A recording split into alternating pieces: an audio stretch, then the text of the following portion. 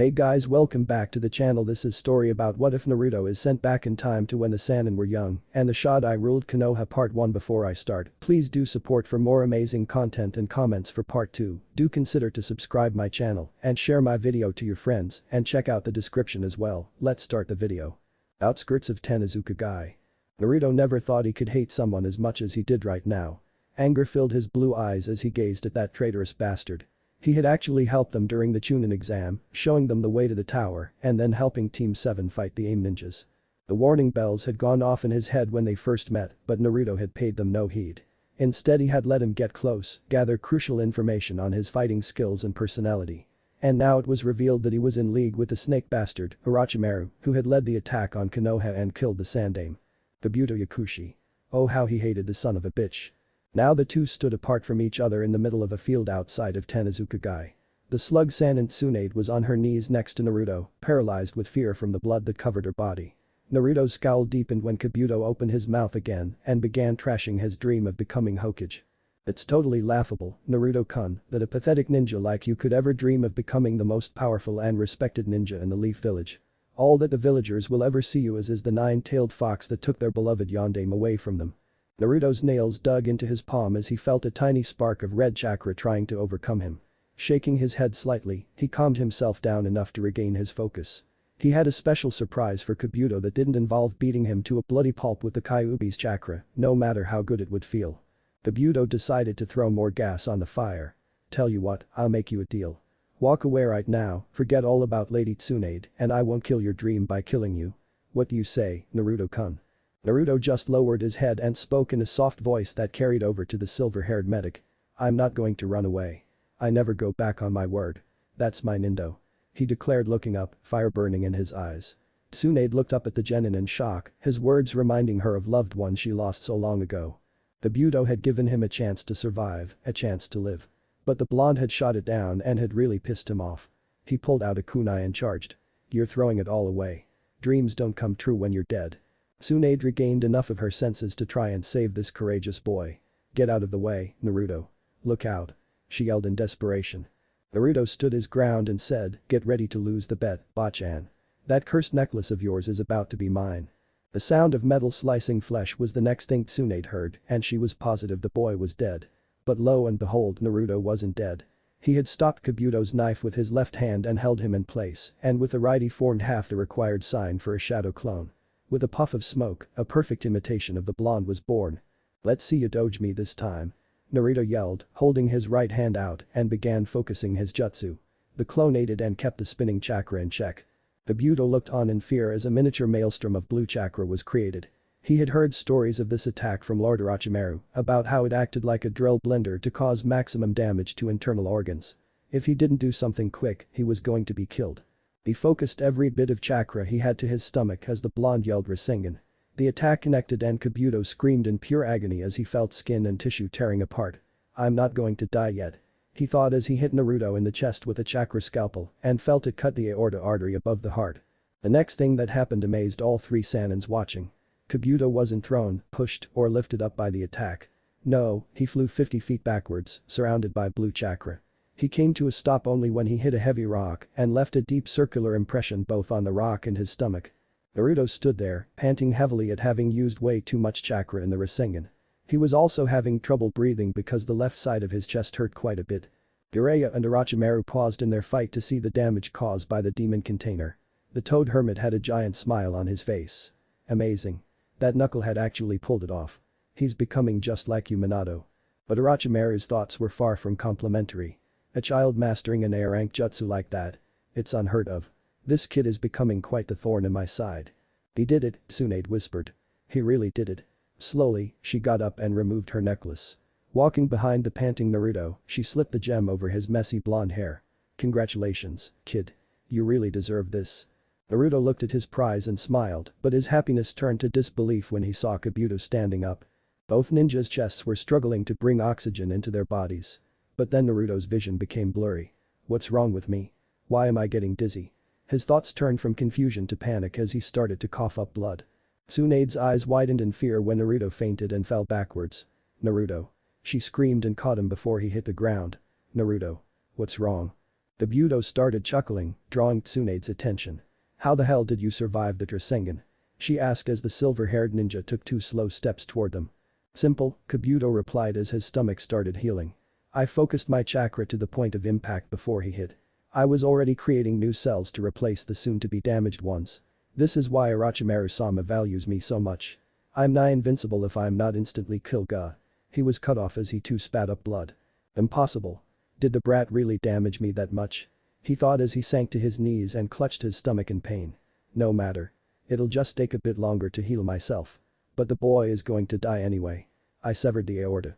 Not even the Kyuubi can't save him." And he was cut off a second time as Tsunade appeared before him and delivered a vicious uppercut to his chin. Kabuto flew up 20 feet and landed with a sickening crack on the rock, breaking his neck and killing him for good. With one problem out of the way, the slug Sannin returned to Naruto's side and immediately began working to save his life. "You can't die, kid, you just can't," Tsunade ordered desperately, tears streaming down her face with the prospect of losing another precious person. Inside the seal. Deep within the darkest recesses of Naruto's mind, the great Kyuubi no Yoko was becoming worried. The light that was always on to signal the brat's well-being was growing dimmer and dimmer by the second. "It can't end like this. Not here. Not now," the giant rumbled slowly, his life also slipping away. Kyuubi knew that he was out of options. Since the boy wasn't already accessing his chakra when the blow was struck, there was nothing he could do to repair the heart. As the fox closed his eyes to resign to his fate, he heard something. Drip. Drip. With a start, the kid soon opened his eyes to see small droplets of water splashing down into the puddle outside his cage. Then a green glow made itself known, growing brighter and brighter. "Impossible," the demon rumbled, a small portion of strength returning to it. "It can't be the catalyst." An idea struck the Kyuubi. A wild, crazy, insane idea. If he could pull this off, then not only would he keep his container alive, thus saving himself, but it might actually weaken the seal. But if something went wrong and they were there, the consequences could be astronomical. But it was a risk he would have to take. "You better hang on, kid. This is going to be a wild ride." Tsunade kept the chakra flowing to Naruto, no matter what happened to her. "Please, you have to survive," she begged the young Uzumaki. A single tear fell from her face onto the crystal she had given Naruto, and something completely unexpected happened. The boy was suddenly surrounded by red-orange chakra, while the crystal was emitting a powerful green glow, so bright that Tsunade had to shield her arms. When 2 colors diminished, Naruto was gone. Tsunade blinked in disbelief and then screamed like she never had before. Outskirts of Konoha. Naruto slept, blissfully unaware of the 3 sets of eyes that looked him over.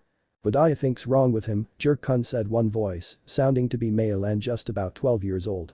"How the hell should I know, Oro team? Do I look like a freaking medic to you?" "What do you think, Tsuhaime?" said another boy about the same age.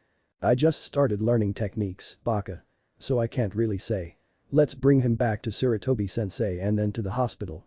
I'm sure that Ajayasen and Uoji will know what to do." Konoha Hospital. Before he was even fully conscious, Naruto recognized that smell. A unique smell combination of disinfectant and blood. Opening his eyes, he saw a blindingly white ceiling with a humming fluorescent light in the middle. Yep, definitely a hospital. Briefly wondering how he got there, he remembered his battle with the traitor Kabuto. The last thing he remembered was hitting Kabuto with the Rasengan, getting the necklace, a sharp pain in his chest, then blackness. He must have fainted from using too much chakra. Sitting up, he noticed that he wasn't hooked up to any monitors, so that was a good sign. He also didn't see Jiraiya, Shizune or Tsunade Bachan anywhere, and it was a bit hurtful that his new precious people weren't there. Naruto remembered that both Iro Sennin and Bachan had been students of the Sandaime. This brought more unwanted grief into his heart as he remembered the old man. The third always visited him on his birthday, and whenever he was in the hospital, usually the 2 times would coincide with each other, since his birthday meant the Kyuubi festival, and the festival meant his hospitalization from angry drunks. Walking over to the window, he could see that it was about midday, so he had been out for nearly a day or more since the fight took place near 4 p.m. He wondered if this hospital was in Tanazuka-gai or Konoha. Deciding that no answer came without asking a question, Naruto found his clothes folded on the visitor's couch and proceeded to get dressed. As he was strapping his sandals into place, the door opened and a nurse came in. "Oh. You're awake. This is good news. We were wondering when you would wake up," she said with a smile. Smiling back, Naruto asked, "Excuse me, miss, how long was I out for?" "We don't know exactly how long you're out before those 3 ninja brought you here, but you were nearly out for a whole day here." "Okay, that didn't help." So Naruto tried again. "Is this Tanazuka City or Konoha?" the blonde asked. "This is Konoha," the nurse answered. Satisfied, Naruto started walking past her, but was stopped. Before you can be dismissed, I need to perform one last diagnostic to make sure you're okay. Figuring that it would be easier to just accept the checkup than make a scene, Naruto sat down on his bed while the nurse checked his blood pressure, chakra stores, and all that other medical stuff. All done, the nurse said in a sing-song voice. I don't know how, but your wounds healed quite nicely. There's barely even a scar. If you don't know about the Kyuubi, lady, you're either new to the Leaf Village or you've been under a rock the past 13 years. Naruto though with a slight scowl. Do you know where Sannin and Bachan are? Naruto asked while rolling down his sleeve. The nurse gave a bewildered stare before asking who. Realizing the nurse didn't know Naruto's nicknames for the two Sannin, he explained Jiraiya is the guy with long, white, spiky hair and is the world's biggest super pervert, and Tsunade is this old chick, though she pretends to be young, has blonde hair, big and a bad temper. Oh yes. The nurse exclaimed. How could she forget the teen who kept trying to pick up all the female nurses' skirts or the blonde who would pound him to the ground every time he tried? But the nurse was confused by the big comment. The girl who had brought this boy in was barely pushing a cup. Those two are down in the visitors' lounge.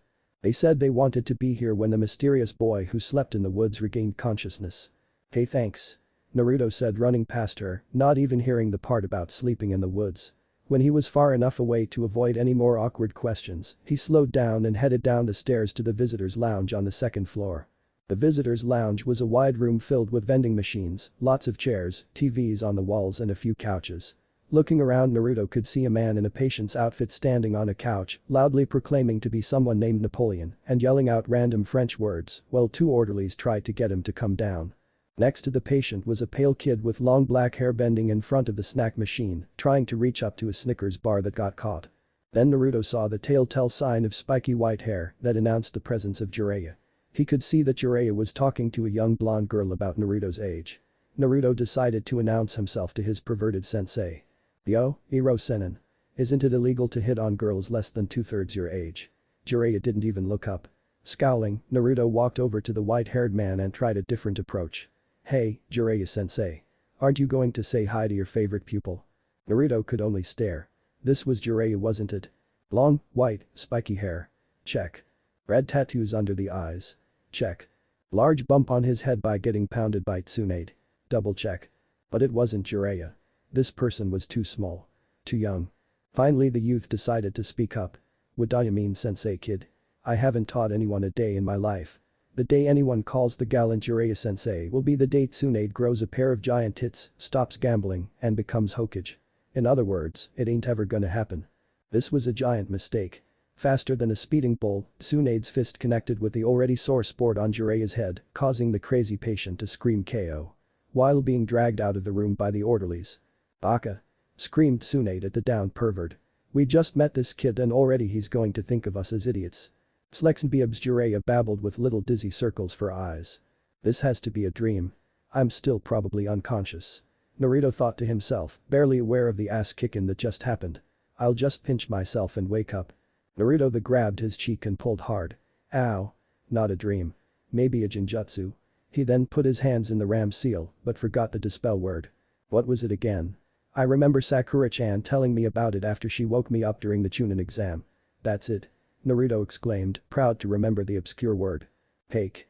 Nothing happened. No wait. Kel. Again nothing. Then he finally remembered the correct word. Hi. This time, Naruto felt a pulse of his chakra go through his body. When he opened his eyes, the two teens were looking like they wanted to call the orderlies over to have this weird kid go join Napoleon. Jiraiya, being the bravest on his team, cautiously approached the boy. You okay there, buddy? You didn't hit your head before we picked you up, did ya? Before he could answer, Naruto heard something that made his blood run cold. Coo. Have you two already made a new friend out of our mysterious forest boy? Feeling his breath catch in his throat, Naruto turned to see a face that he positively hated. Pale skin, yellow eyes, forked tongue, and the stench of snakes was almost palpable. For a moment, Naruto had no thoughts, no rational state of mind, and no idea where he was. All he knew was a howling deep in his mind that screamed at him to annihilate the snake bastard, the one who dared attack the sanctity of the Leaf Village and killed the only grandfather he had ever known. Oh, by the way, Tsunade, Jiraiya's Snicker bar got stuck and I couldn't reach it, so I just paid for a second one to knock the other down. Do you want it? Orochimaru said, holding out both chocolatey treats. Jiraiya took his, peeled it down and shoved it in his mouth. Tsunade decided she had been doing well on her diet and deserved a little treat. Thank you very much, Orochi. She was cut off as an enormous blast of red chakra exploded out from the blonde boy. Orochimaru. Naruto roared in a deep guttural voice, his eyes turning red and salted and the whisker marks on his face becoming deeper and darker. I'm going to kill you, Aou. And with that, Naruto ran at the confused snake child, fully intent on ripping his heart out. Only quick thinking from Tsunade saved his life. Please let this work. She thought desperately. This was the first time she would use this technique in a battle situation and she knew the risks. Too little chakra would bruise all the bones in her hands and too much would shatter her whole arm. Focusing the chakra to her arm, Tsunade punched the floor, causing a small fissure to appear in between her teammate and the murderous blonde. Naruto faltered on the uneven surface for only a second, but a second was all that was needed. Orochimaru performed a substitution jutsu with a chair just before Naruto's claws killed him. Holy shit, Orochimaru. Jiraiya yelled at his friend. What the hell did you do to piss him off so much? I don't know. Orochimaru yelled back, putting as much distance as he could between himself and his would-be killer. I've never met him before. Well, just apologize anyway. But Naruto would be having none of that. He roared again and all the glass in the windows and TVs exploded outwards in a flurry of deadly shards. Orochimaru then decided to leave before any more damage could come to the hospital or the patients. He turned and leapt out of a broken window, cutting himself slightly on the jagged edges.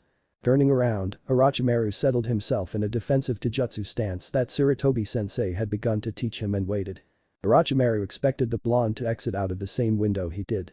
But his eyes nearly popped out of his head when Naruto broke through the wall, red chakra lashing out around him.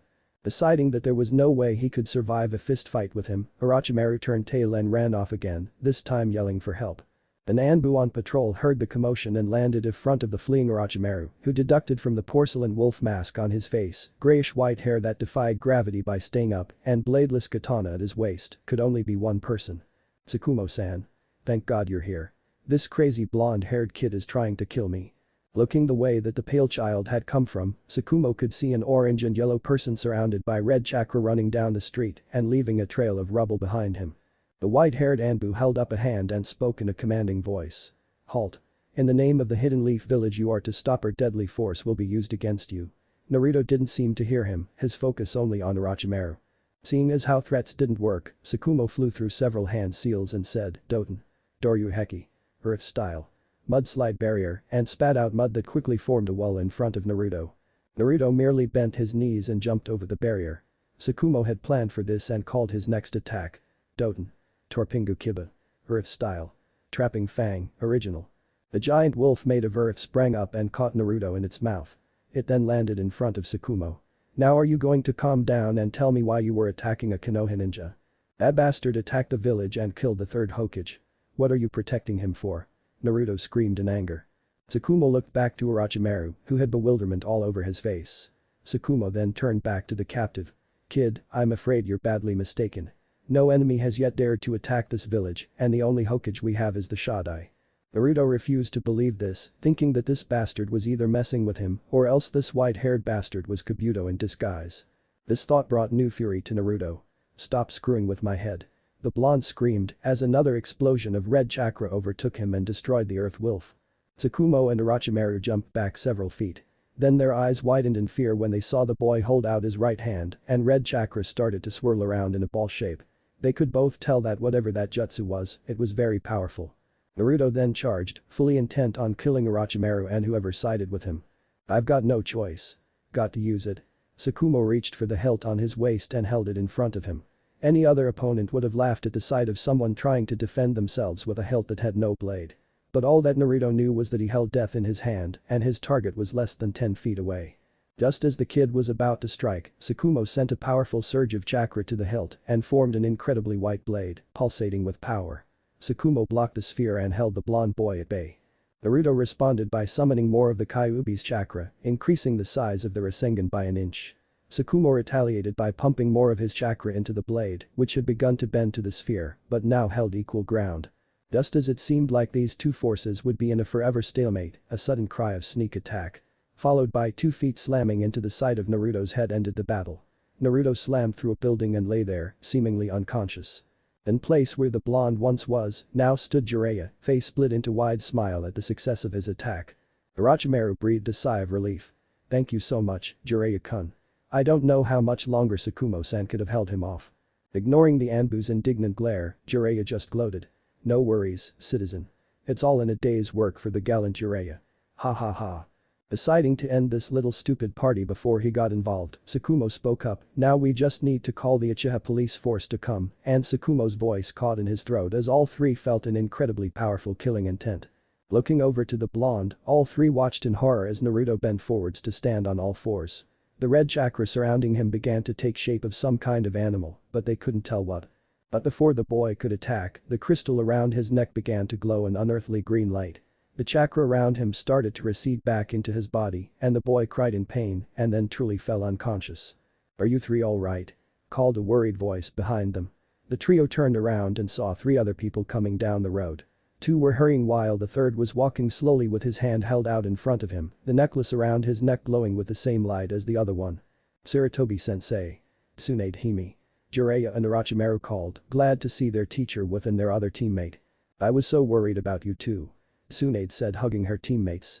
Don't ever run off like that again, Jiraiya baka. I'm sorry, Tsuhime. But I had to make sure Oro team would be okay, Jiraiya said. Why did that boy attack you? Sarutobi asked Orochimaru. I don't know, sensei. We were in the hospital, he saw me, freaked out, chased me, and said I attacked Konoha and killed the third Hokage. Sarutobi looked at the other adult. What should we do, Hashirama-sama? The Shodai gazed at the unconscious blonde for a moment. Bring him to cell 66. I would like to have a little talk with our guest. Unknown location. Waking up in strange places seemed to be becoming a bit of a habit with him. The last time it happened was in the hospital. Now he was in what looked like a prison cell with intricately drawn symbols on the floor, walls, ceiling, and bars on the door. Naruto was more interested in hand seals that cause big explosions or great damage to the enemy. He never really paid attention in class when Iruka went over symbols or seals that had to be drawn, never realizing one of the most powerful in existence was on his belly. When Naruto first woke up in this prison, he had thought that Orochimaru had done something to him again like he did in the Forest of Death. But back then, the snake bastard had completely separated Naruto from the fox's chakra. Now, however, the blonde could still feel the red chakra flowing from his stomach to the rest of his body. When Naruto had tried to mold chakra, the seals on the floor had glowed bright blue. Then the next thing he knew, he was face down on the floor because it felt like somebody turned the gravity up by 10. While he struggled to keep his organs from being squished, the seals on the walls and ceiling glowed white and Naruto felt the chakra he had built up disappear. Then all the seals stopped glowing and he got up and sat on the bed. That draining reminded him of not long ago when Itachi and Kisame from the Akatsuki had tried to kidnap him and the Shark Man's sword had shaved away and ate his chakra, as the hybrid had put it. For one terrified moment, Naruto thought that he really had been captured by those two. But logic told him that he probably wouldn't still be alive if they had already removed the Kyuubi from him. So he allowed himself to calm down and think of what happened before waking up here. He remembered the nurse checking him over, then seeing the unexplainable younger Jiraiya, then Orochimaru. After that everything got fuzzy and he only got bits and pieces. The most he got was combining the Kyuubi's chakra with a Rasengan, an Anbu with a white sword, and then a bright green glow. For some reason, the green glow reminded him of the necklace he had won from Tsunade. His hand moved up to fiddle with the gem around his neck. It wasn't there. Where is it? He thought, starting to panic. I know I had it on earlier. Maybe it's in my pocket. Naruto checked his pockets and didn't find the gem there. He then proceeded to remove his clothing to look everywhere the crystal could have possibly fallen. He even checked behind his forehead protector, but all he found was a free Raymond ticket. Standing there in that cold cell in nothing but his boxers, a numb sense of disbelief swept through him. Someone had violated his property. Naruto was used to not having many nice things growing up. So whenever he got something nice, like a new set of kunai from the Sandaime Iruka's forehead protector, he would do his very best to keep it safe and well cared for. Tsunade's necklace was worth a fortune, not that Naruto would ever sell it, and was probably the reason someone had taken it.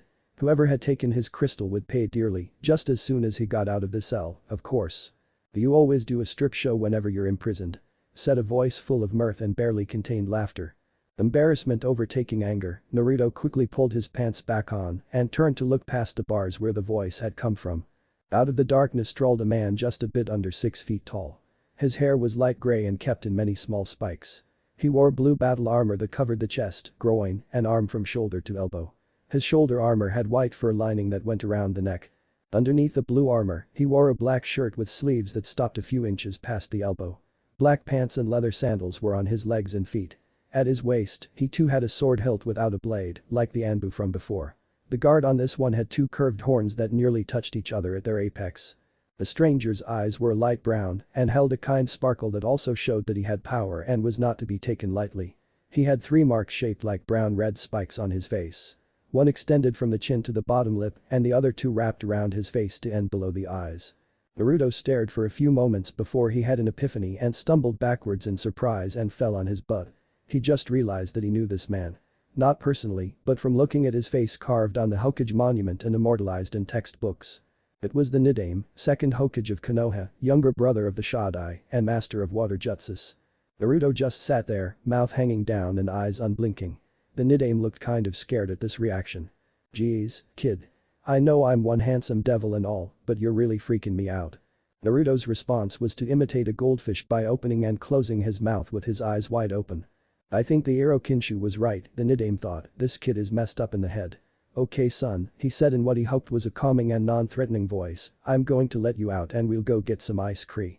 "How the hell are you alive?" Naruto interrupted. "You're supposed to have died years ago." Naruto had decided that his mysterious captors wouldn't still be playing games with him when they had him locked up, so something else had to be going on. The gray-haired man's sweat dropped at this proclamation. When was he supposed to have died? "Isn't that a little bit harsh, Gaki? I'm only 48 years old. I eat my veggies and work out every day like I always have. I figure I got at least 2 more decades before my age really catches up to me." Assuming he didn't die in battle or from a disease, of course. "No, you don't. You were killed years before the Third Great Ninja War started by a ninja from Iowa. It was one of the events that set off the war between us and them." "Third War?" the Nidaime thought solemnly. "The first ended before the hidden villages were created and there's only some mild mistrust and arguments between us, Kusa, and AIM. Although brother is concerned about how much power that young Hanzo from AIM was amassing. And if I did battle a Doten user, they would have the advantage over my suit and jutsus, but my Raiten jutsus would take care of that." This kid had just gone from crazy to maybe. Nidaime had heard of a very lucky few ninja who had the power to see the future. If this kid was a clairvoyant, the information he could provide would be priceless. Before he could think any farther, Naruto started into a tirade of questions. "Where the hell am I? What do you want with me? When are you going to let me out? If you're with the Akatsuki, then why ain't I dead yet? And what the fuck happened to my necklace?" The Nidaime looked at the kid for a second, then a smirk made its way across his face. He decided to annoy this kid by answering his questions and turning into the one thing his brother hated most. A smart ass. "You're in a cell, a place where criminals are kept. Personally, I want you to shut the hell up. When the planets are properly aligned. Is it pronounced Akatsuki or Akatsuki? And do you mean this thing?" he asked, holding up Naruto's necklace, the gem glinting in the soft light. Naruto immediately ran at the cell door. "Give it back, you bastard." As soon as the orange-clad ninja touched the bars, the seals glowed yellow and a huge amount of electricity went into the blonde's body. The Kyuubi container made a very amusing sound, kind of like the chirping a demonic dolphin would make, and was thrown backwards into the wall. The Nidaime gave out a howl of laughter and doubled over, clutching his belly from the guffaws that issued from him. He could make a fortune selling tickets to watch this kid. "Oh my god. You sounded like a possessed dolphin. Ha ha ha." The blue-clad man then compassed himself and peered inside. "You don't want to touch these bars, kid. There's over 20,000 volts of electricity running through them. Pretty clever, don't you think?" he asked, smiling at how well his invention had worked. Naruto stood up and snarled at the gray-haired bastard. "I'll show you," he declared and made a cross-shaped seal. "Kage Bunshin no Jutsu." Then shadow clones poofed into existence beside the real one. Naruto's moment of triumph was short-lived as the seals on the floor glowed blue again and all 11 blondes were slammed into the ground. The shadow clones were destroyed and the chakra that was used to give them form was sucked into the glowing walls and ceiling. The Nidaime raised an eyebrow at what the boy had accomplished. The most shadow clones he could create at once were 25 and that took a good chunk of his chakra. But this young ninja with a horrible taste in clothes had produced 10 Kage Bunshins with minimal effort. "I commend you on your skill with clones, kid, but this is an inescapable cell. The floor reacts to even the slightest amount of chakra and the gravity increases the more chakra that's used. The chakra is then absorbed by the walls and ceiling and is converted from energy to a fresh pine scent and is distributed throughout the building. Personally, I would have chosen strawberry, but my brother is obsessed with trees, so whatever. And you know about the jail door." Naruto again scowled as the gravity went back to normal. He couldn't really care who his brother was, even if he founded the village.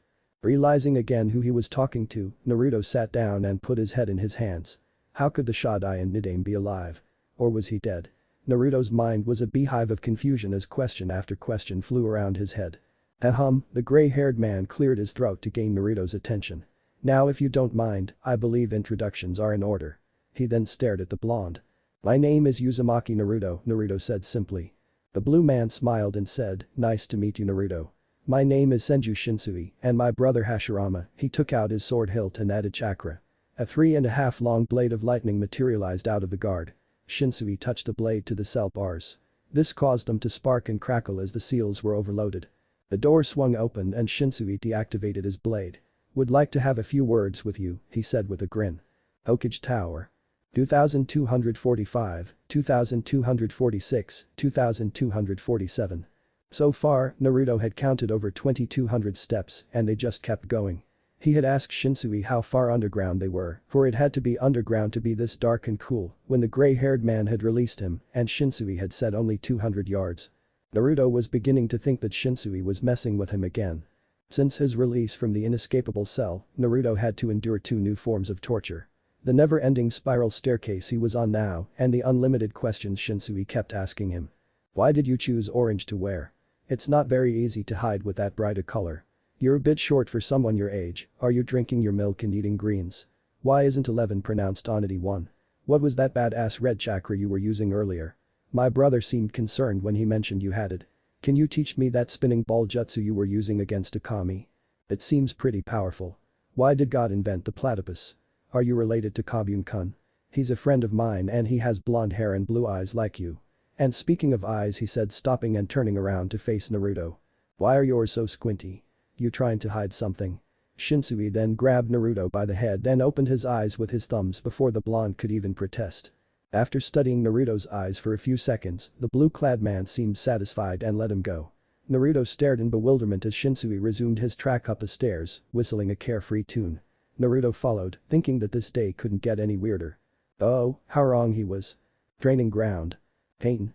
Ryuken no Jutsu. Fire style. Dragon fire skill, yelled a voice as a blast of red-hot fire flew towards the ninja's target. The one about to be hit by the fire dodged easily and retaliated. Oten. Jikiha Haiban. Earth release.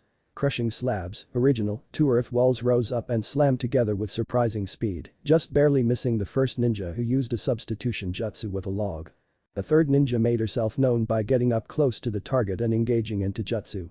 Punches and kicks were thrown with only the intent to harm. Anything less against this opponent would result in failure. But again, the opposition proved why he was so well renowned and grabbed the kunoichi by the wrists and threw her several yards away, letting his guard down for only an instant. This opening was taken advantage of by the final member of the attacking team. This one made the hand seal for serpent and called his attack. Senijashu. Hidden snake hand, multiple snakes flew out of Orochimaru's sleeve toward his sensei. He knew they would hit and trap him. Sarutobi had no time to escape or dodge. But he did not know that the young Sarutobi had turned around to face his serpentine student. With him now facing the other way, one snake saw a new opportunity to win and went for the throat. The reptile opened its maw and bit deep and hard into Sarutobi's jugular. No. Orochimaru cried as his sensei panicked and tore the snake from his throat, unleashing a small bit of crimson fluid down his front. Sarutobi sensei. Orochimaru ran to his teacher as Sarutobi collapsed onto the grass.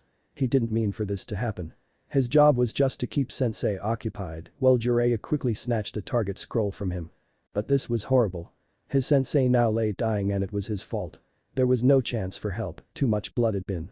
That's it. Orochimaru realized what was wrong with this picture and held his hands in the ram seal. Kai. He said, unleashing the genjutsu around him. The dying Sarutobi disappeared, leaving Orochimaru to curse at his foolishness for being caught. Oro team. Jiraiya yelled at him. Stop daydreaming and give us a hand here. Quelling the anger that was rising in his chest, Orochimaru sprinted to where his teammates were tossing kunai and shuriken at Sarutobi in the hope that a lucky blade would slow him down. But the monkey summoner wasn't feared just for his vast knowledge of jutsu. He was also skilled in bijutsu and could perform deadly combinations and still keep a safe distance. The staff he was using now was made from bamboo and was 6 feet long. It was weaker than the other ones he had and mainly used just for training and light sparring like he and his students were in now. Well, light for them. Most chunins would have trouble keeping up with those 3. Sarutobi smiled when he saw Tsunade trying to enhance her punches and kicks with chakra. After successfully using this technique against a blonde boy, Tsunade had really gotten into learning the jutsu. There was hardly a training dummy around that didn't look like a battering ram was taken to it. But just because she could do it didn't mean she could do it right. Half the time, she would overuse chakra, injure her hand, and have to have it treated at the hospital. But she kept going, no matter how badly she injured her hand. She would have it healed and go right back to training. That never give up attitude was the very core of the Will of Fire, and it was a philosophy that Sarutobi constantly reminded his students about. Tsunade always came back for more punishment, despite the injuries that may occur. Jiraiya was more hard-headed and a bit of an idiot, but he too was a perfect example of the Will of Fire. Orochimaru was another story altogether. The death of his parents had hit him pretty hard. He now seemed more interested in the easy way of acquiring power, instead of through hard work. Orochimaru was particularly interested in the Uchiha clan and their Sharingan. The Uchihas were definitely hailed as powerful shinobi. Their ability to instantly copy any jutsu was envied by every other village, and Konoha was proud and lucky to have them. Madara Uchiha, the current leader of the clan, and his brother, Izuna, were the first to achieve the now infamous Mangekyou Sharingan. Shortly after Madara was named clan head, his brother had given Madara his eyes to save him from blindness. This completely went against Izuna's personality, and now the Uchihas and their police squad were under constant watch by both the village and the Anbu. Sufficient to say, the Uchihas were not happy about this. Sarutobi was brought out of his musings on his students and the Uchihas when Tsunade brought down her hand in a chopping motion. Sarutobi used his staff to intercept the blow, but realized the mistake too late. Tsunade's chakra-enhanced hand broke the staff in half. Instead of one long bow, Sarutobi now had two shorter sticks. But every pupil of Bijutsu knew what to do in these situations. Sarutobi twirled the sticks around in his fingers and gave a cocky grin. "Come get some," he said to his 3 students. Jiraiya took the initiative and launched half a dozen shuriken at his sensei. Sarutobi scowled at his pupil's lack of thinking. It would be too easy to use his sticks to knock away 3 apiece. But Jiraiya then did something that threw Sarutobi for a loop. Shuriken Kage Bunshin no Jutsu. Throwing Star Shadow Clone. Where the hell did he learn that? Sarutobi thought as the 6 shuriken multiplied into 30, forcing him to jump high into the air, where he noticed that a shadow had fallen over him. Looking up, he saw Orochimaru making hand seals. Gyuden. Carry your Ka. Wind release. Minor breaker, original, a small gust of wind erupted from the black-haired genin's hand and slammed into Sarutobi, throwing him back to the ground. The Jounin righted himself and landed on his feet. His instincts kicked in a second later, and he crisscrossed his sticks to block a large tree branch wielded by Tsunade. Student and teacher locked eyes as they struggled for dominance. Well, Tsunade was anyway. Sarutobi was just entertaining her. A training match was no fun if you just beat your students in less than 4 moves. While he focused on the blonde, the white-haired member of this merry band of ninjas used another jutsu that Sarutobi didn't know he knew. Oten. Yominuma no Jutsu. Earth release. Swamp of the underworld, the ground beneath Sarutobi's feet turned to a dark liquid. He sank to his knees, showing that Jiraiya didn't have a full grasp on the technique. If he did, the murky swamp would be several dozen yards wide and much deeper. As Sarutobi was about to escape, his hands were suddenly bound together by 2 vipers that hissed angrily at him. Helpless, Sarutobi could only watch as Jiraiya smugly strolled up to him and removed the scroll from his pocket. "How'd we do, Sarutobi-sensei?" "Totally kick-ass, right?" Jiraiya asked, panting harder than he should have been, as Sarutobi freed himself from the mini-swamp. The dark-haired Jounin stroked his goatee and contemplated what to say. "Your teamwork is becoming top-notch. Against a few mid-Chunin to 1 low Jounin opponent, you 3 would more than likely win. But your individual skills still need work." He turned to Tsunade. "Your chakra enhancement is coming along quite nicely, Tsunade. We'll work on increasing your speed so that your punches connect and do all the more damage." "Hi, sensei. Ajayasen has been experimenting on gravity seals for training. I'll talk to him later to see if I can use them," Tsunade said. "Jiraiya," Sarutobi said to his perverted student who was taking large gulps of water from a canteen. "The Shuriken Kage Bunshin and Yominuma are powerful techniques. Where did you learn them?" Jiraiya absent-mindedly scratched the back of his head while answering. "I went to go see Shinsui-sama to ask if he had any cool jutsu I could use to show up Oro team. He showed me the Shuriken Shadow Clone Jutsu and turned a training dummy into splinters with it. He didn't know the Yominuma himself, but found a scroll that explained the theory on it. He and I both spent 2 days getting it right. But I guess I didn't use enough chakra to make the swamp deeper large enough," he said, eyeing the pitiful swamp behind them. The Jounin made a small HNN noise before telling Jiraiya the dangers of using jutsu outside his current skill and chakra level. He would have to talk with Shinsui-sensei about showing some restraint to these young genin. Sarutobi then turned his attention to Orochimaru. Excellent work on the Senijashu. Your strikes are becoming much quicker. But you might want to try exerting a bit more control on the snakes once they're attacking. If that hadn't been a Jinjutsu, I might actually have been injured. Omanasai, Orochimaru said with a small scowl. Any form of weakness to him was a failure. He had to be strong. And how did you figure out that was a Jinjutsu anyway? I thought I did an adequate job, Sarutobi inquired to his pale student. Orochimaru didn't answer for a few seconds. Then he looked at the ground and muttered in a low voice, the snake bit into the jugular. When you ripped it off, there should have been more blood. A lot more. His teammates and sensei didn't say anything for a while before Jiraiya spoke up. Oro team, if you ever do get a date with an actual girl and not some guy transformed to look like one, Jiraiya chuckled at that memory. It cost him 750 Ryu, but was well worth the look on Orochimaru's face. Don't say weird shit like that. It's creepy. If looks could kill, Jiraiya would be ash from Orochimaru's hated glare. He then gave him the single finger salute. Sarutobi and Tsunade rolled their eyes in perfect symmetry at this. The two would be best friends 1 minute and at each other's throats the next. Maybe it was because Jiraiya was jealous that Orochimaru was considered a true prodigy while he was barely an above-average genius. Noticing that the two were about to go at it again, Tsunade stepped in. Alright you two. Break it up before I break your arms, she said glaring at the pair. Jiraiya snorted and turned his head away. Orochimaru stared for a few more seconds before holding his fist out to his spiky-haired teammate. Jiraiya saw this and grinned. He too put his fist out and the two friends gave a quick tap, silently agreeing to a truce. For the time being at least. Hokage Tower. This is impossible. No staircase goes on this long. Naruto was nearing the end of his rope. It felt as though they had gone on for miles and miles, the hours ticking away.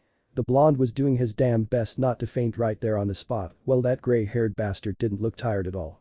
And he was still whistling that fucking annoying tune. How can you, wheeze, not even be, pant, tired Naruto gasped, his mouth and throat dry.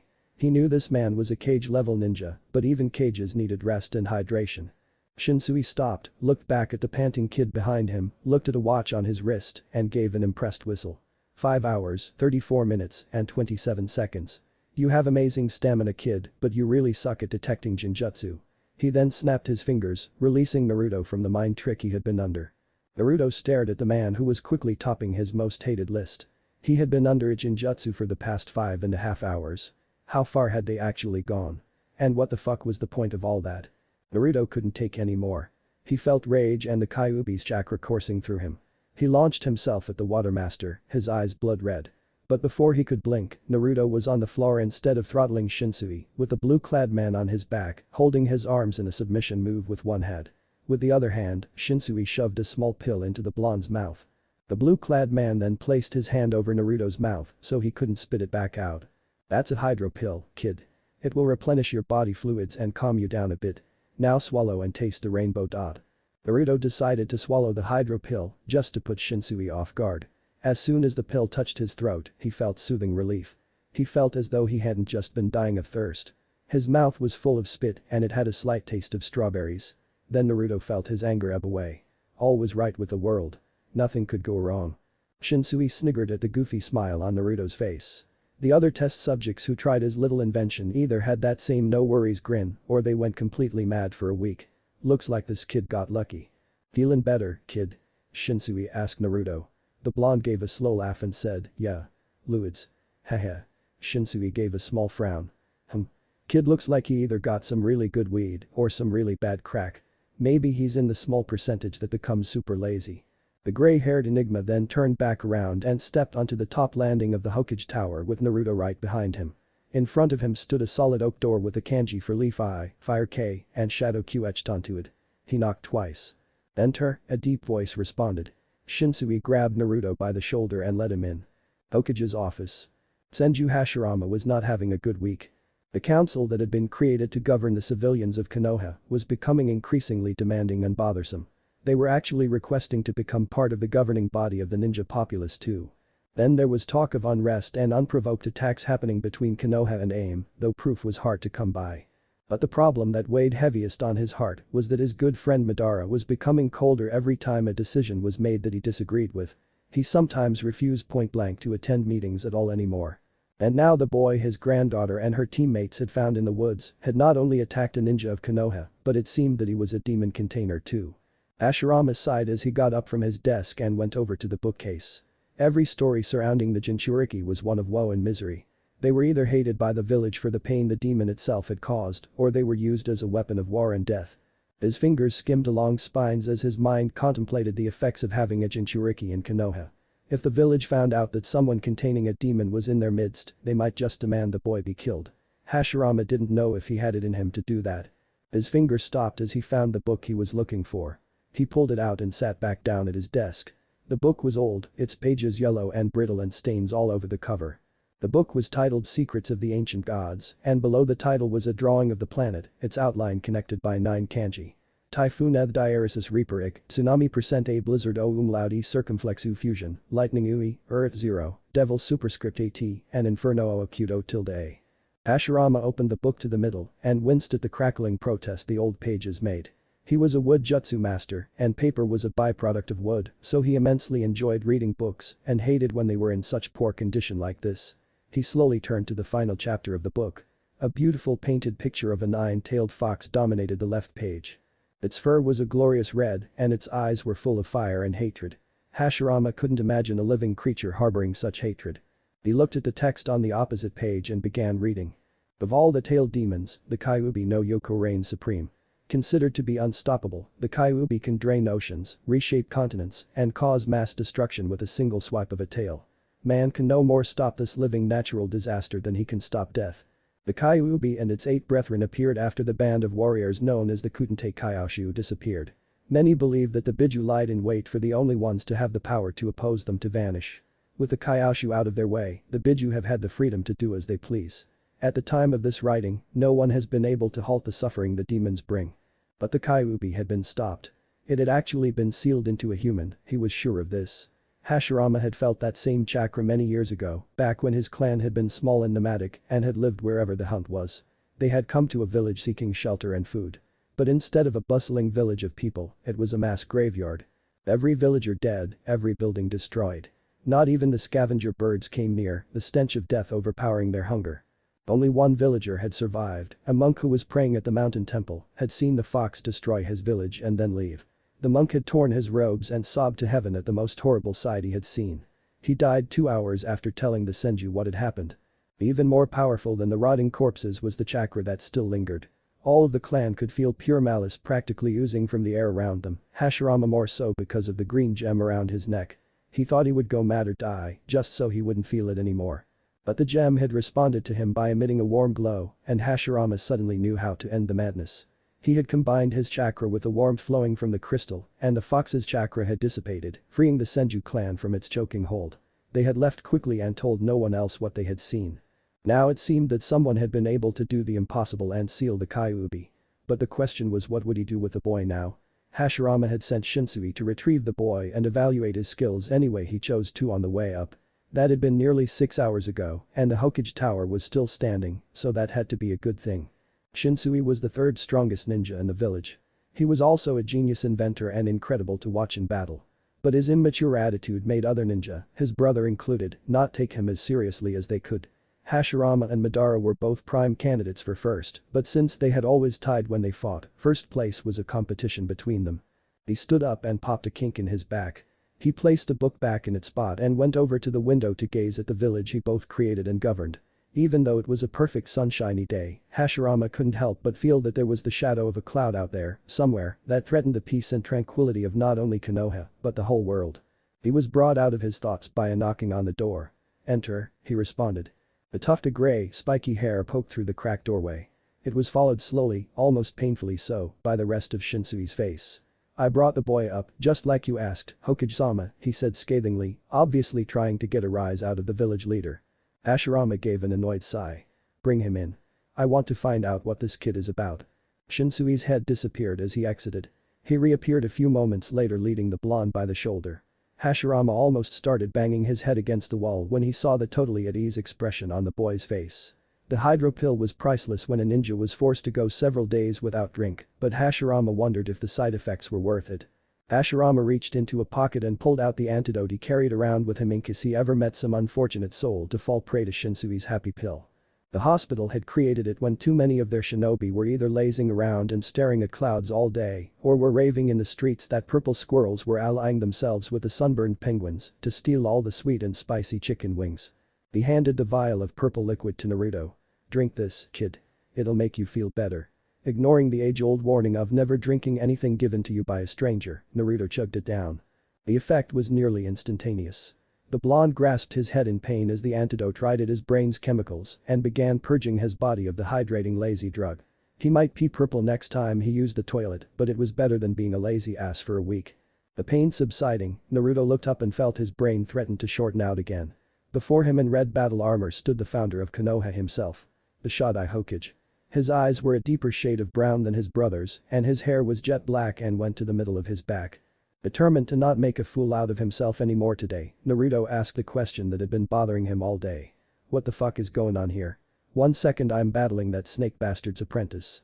The next thing I know, everyone's a chibi version of themselves, I get locked in a cell that slams me to the floor and I was trapped in a jinjutsu with this crazy bastard," he pointed at Shinsui, "for more than 5 hours. I demand answers."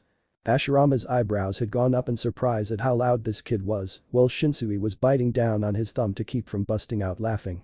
He finally regained his composure and spoke to his brother. "I told you he was crazy. He says his name is Uzumaki Naruto and that he's from this village. And the kid was actually stripping when I went to go get him. He's obviously insane in the membrane."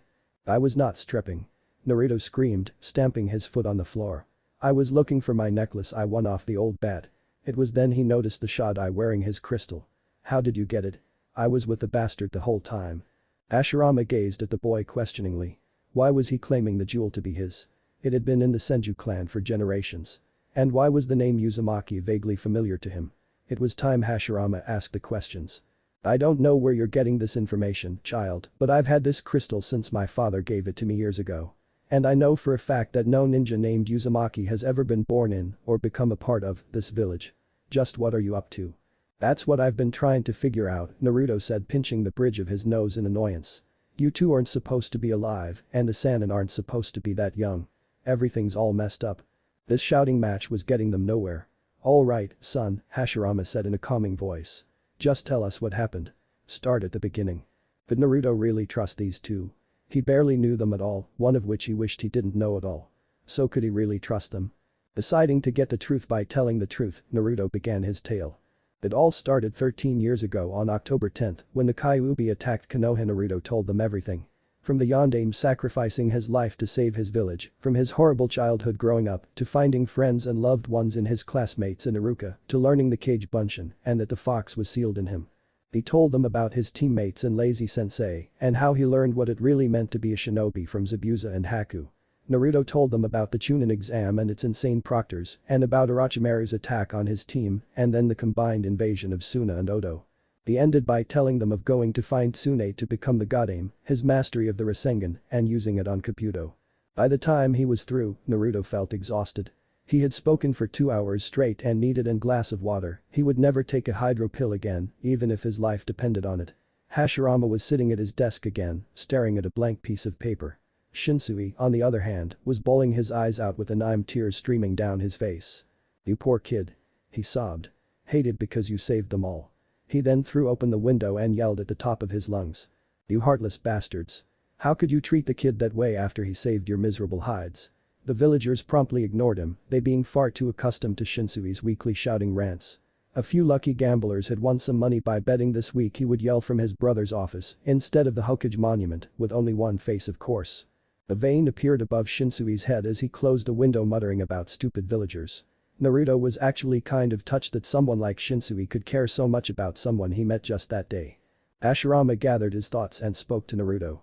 "When I stopped you from killing Orochimaru, I thought I recognized that chakra. So it was from the demon fox." He got up from his chair and knelt next to Naruto.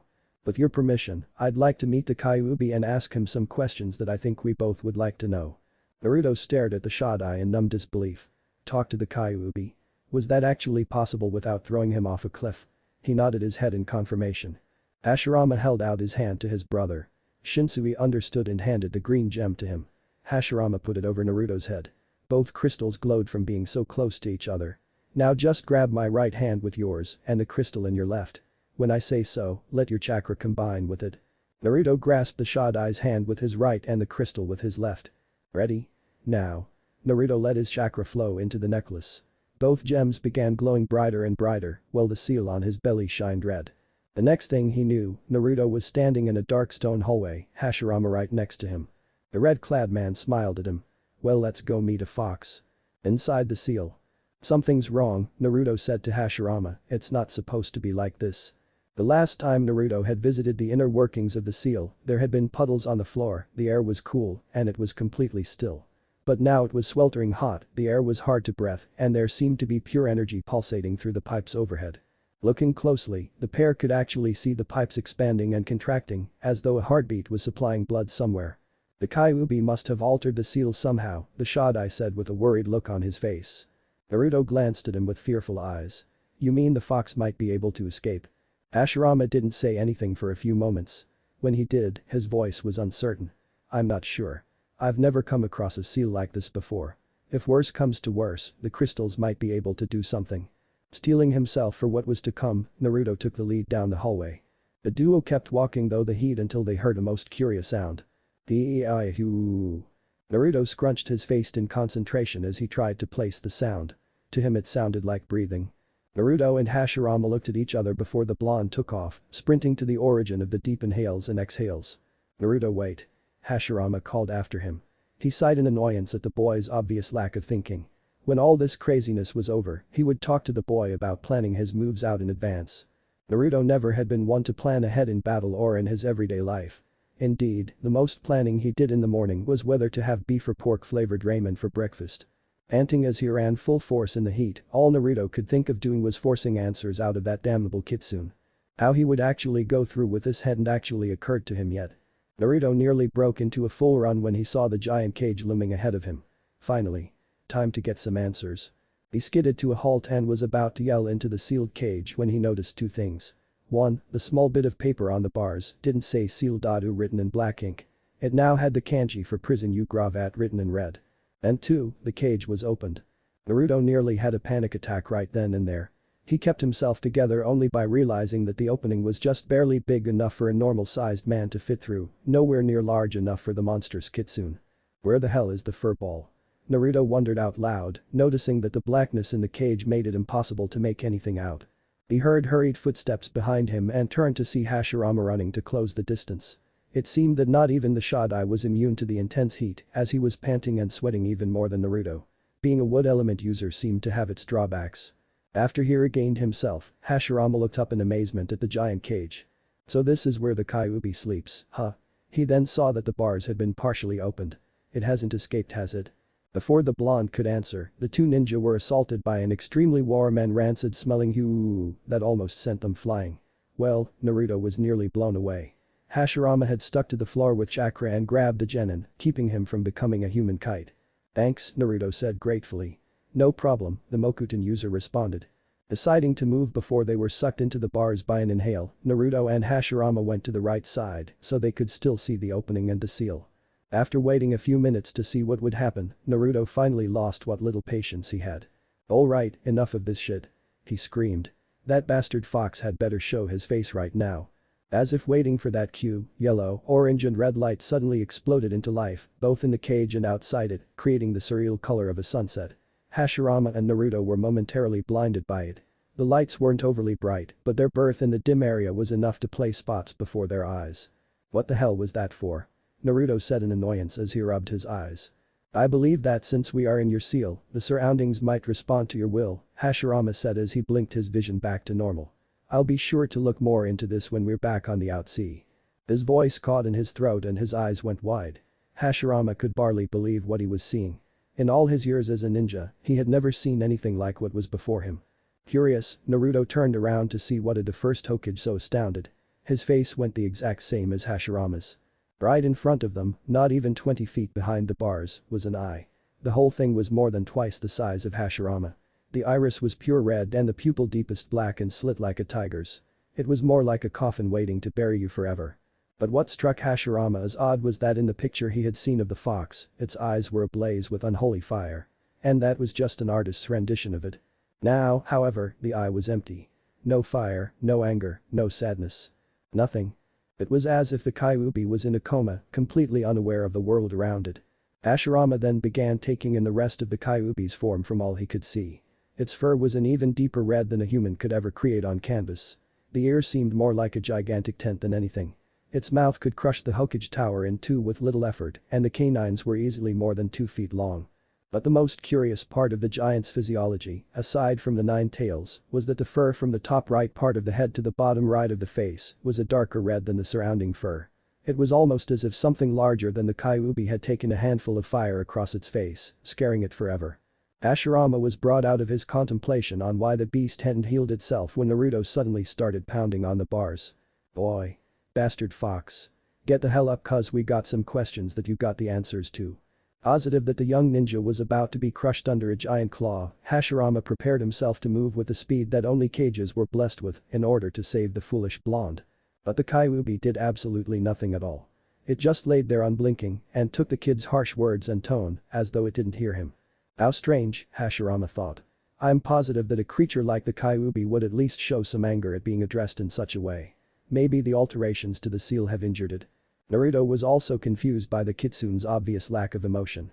When he came to the fox-seeking chakra for the summoning jutsu, the Kyuubi had at first been mocking of the boy, then impressed at the amount of courage shown by its container.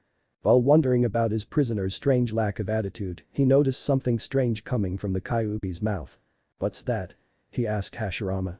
Looking to where the boy was pointing, Hashirama saw a red mist of what was apparently visible chakra flowing out of the fox's jaw and into a pipe above them. "It seems to be demonic chakra," Hashirama said hesitantly. "Why is it doing that?" Naruto asked the Shodai, expecting him to have the answer. But instead, a male voice from behind them answered Naruto's query. "The chakra is now going into your body at a more accelerated pace for improved strength, speed, and chakra reserves. But they are very minor improvements, don't want you getting too strong from me alone." The duo spun around and drew their kunai to face whatever enemy that lay waiting beyond their sight in the shadows. Seeing their feeble weapons, the voice openly laughed at them. When its chortles were over, the voice spoke again. "Do you really think your trinkets will harm me? Here in a place where reality bends to my will?" It mocked. "Why don't you show yourself and we can discuss things like civilized men?" Hashirama asked, not even knowing if he was speaking to something even remotely human. The bodiless voice chuckled darkly. "Sorry Shodai," it said with a malicious tone, "but I only need to talk with the blonde right now." Hashirama suddenly felt like he was on the receiving end of a very fast and large train. 1 second he was standing next to Naruto, the next he was hurtling backwards very quickly towards a wall that looked very solid. But instead of being squished by a wall, Hashirama felt as though he had hit jelly. Then he was slowly absorbed into the wall until only his head remained. His mouth was then gagged by a piece of the wall that stretched out like a tentacle. "Hashirama!" Naruto yelled as the Shodai struggled for release. "Let him go right now." Naruto hollered at the disembodied voice. "Sorry kid, but you and I got some things to discuss that don't need interrupting," the voice said with pure pleasure at the blonde's distress. Opting to help Hashirama, Naruto began running towards him. But instead of getting closer, the orange-clad genin stayed in the same spot as though on a treadmill. "Let me go, god damn it," he screamed. The voice didn't say anything mocking, but instead spoke in a low, calming voice. "You wanted answers, didn't ya? Well, the only way to get 'em is by following my rules. I've been sealed in your body for 13 years, so it's only fair you listen to me for a few moments." This statement made Naruto stop dead in his efforts to go anywhere. Sealed in his body? For 13 years? There was only one creature he knew of that was like that, and he was sure it was still trapped behind the impressive cage nearby. "KK Kyuubi?" he stuttered, sounding very much like Hinata. If it was possible, the voice gave a chuckle even darker than the ones before it. "Very good. You got it on your first guess. I suppose you're not as dumb as you made yourself out to be." Then suddenly, something rushed out of the darkness at Naruto, seized him by the throat, and lifted him up. Naruto could tell from his vantage point that the thing that had him was indeed human. 2 arms, 2 legs, torso and head all connected to each other. But it was the defining features that captured Naruto's attention. The person holding him was male and was just over 6 feet tall. His muscles weren't overly large, but big enough to put up a decent fight with. He was wearing black baggy pants and a red guy with the kanji for Inferno o Akuto tilde A stitched in silver on the back. 2 curved scimitars were strapped at both sides of his waist, glinting serenely in the light. His hair was sandy blonde with thin streaks of red, making it seem like tiger fur. It went to his shoulders and was cut above the bangs, so his eyes weren't hampered. But his face was one that Naruto would never forget. The left side seemed completely normal, the pupil round and the iris greener than Sakura's could ever be. The right side, however, was the polar opposite. The canine in his mouth was elongated to a fang and seemed sharp enough to pierce steel. The eye was red and the pupil the same black slit that the giant fox in the cage had. It was an eye that burned with fire from the deepest pits of hell. But the most notable feature was a horrible burn covering the entire right side from the top of his head, across the eye, and to the bottom of the chin. It was as if this terrifying person before him had someone slap him in the face with flame. "What's the matter, kid?" Kyuubi asked, noticing Naruto's amazed horrified look. "Not what you were expecting." Naruto gave a gasp as the man tightened his hands around his captive's throat and slowly began squeezing the life out of him. Hokage's office. Board, Shinsui sang in a soft voice as the silence of the office pressed in around him. It had been just over 4 minutes since his brother and the annoying kid had gone all stiff and still, and he was bored out of his freaking mind. 22 seconds later, Shinsui decided to go through his brother's pockets to see if there was anything interesting, only to find a couple kunai and a small bag of miracle grow. Writing his brother off as someone desperately in need of getting drunk at a party, Shinsui started rummaging in Naruto's weapon pouch. After finding a free ramen ticket that he pocketed for later use, not knowing that Ichiraku hadn't even opened yet, Shinsui found a folded picture of what he could only assume was the Gaki's teammates. Studying the picture, the blue thief nodded in confirmation. Pink-haired female, silver-haired sensei and scowling emo kid all fit the bill from his earlier tale. He could defiantly tell that the emo in training was in Uchiha from the perfect Uchiha glare number 24 he was directing towards Naruto. Thinking that if he ever met this stick-up-my-ass kid, he'd introduce him to his own variation of 1000 years of death, one that didn't involve fingers, but a lot of water and electricity. Smiling cruelly at the thought, Shinsui let his eyes wander around until he decided to see if his brother had anything good to read on that giant bookcase of his. Standing before the overly large case, Shinsui decided to just pick a book out at random. He extended his index finger and began the ancient chant. Einy meeny miny mo. Catch a tiger by the toe. If he hollers, let him go. Einy meeny miny mo. Complex biometaphysics and its underlying theories, he said with a small frown as he read the title of the book his finger had landed on. He opted to find one in a language he could understand. My mama told me.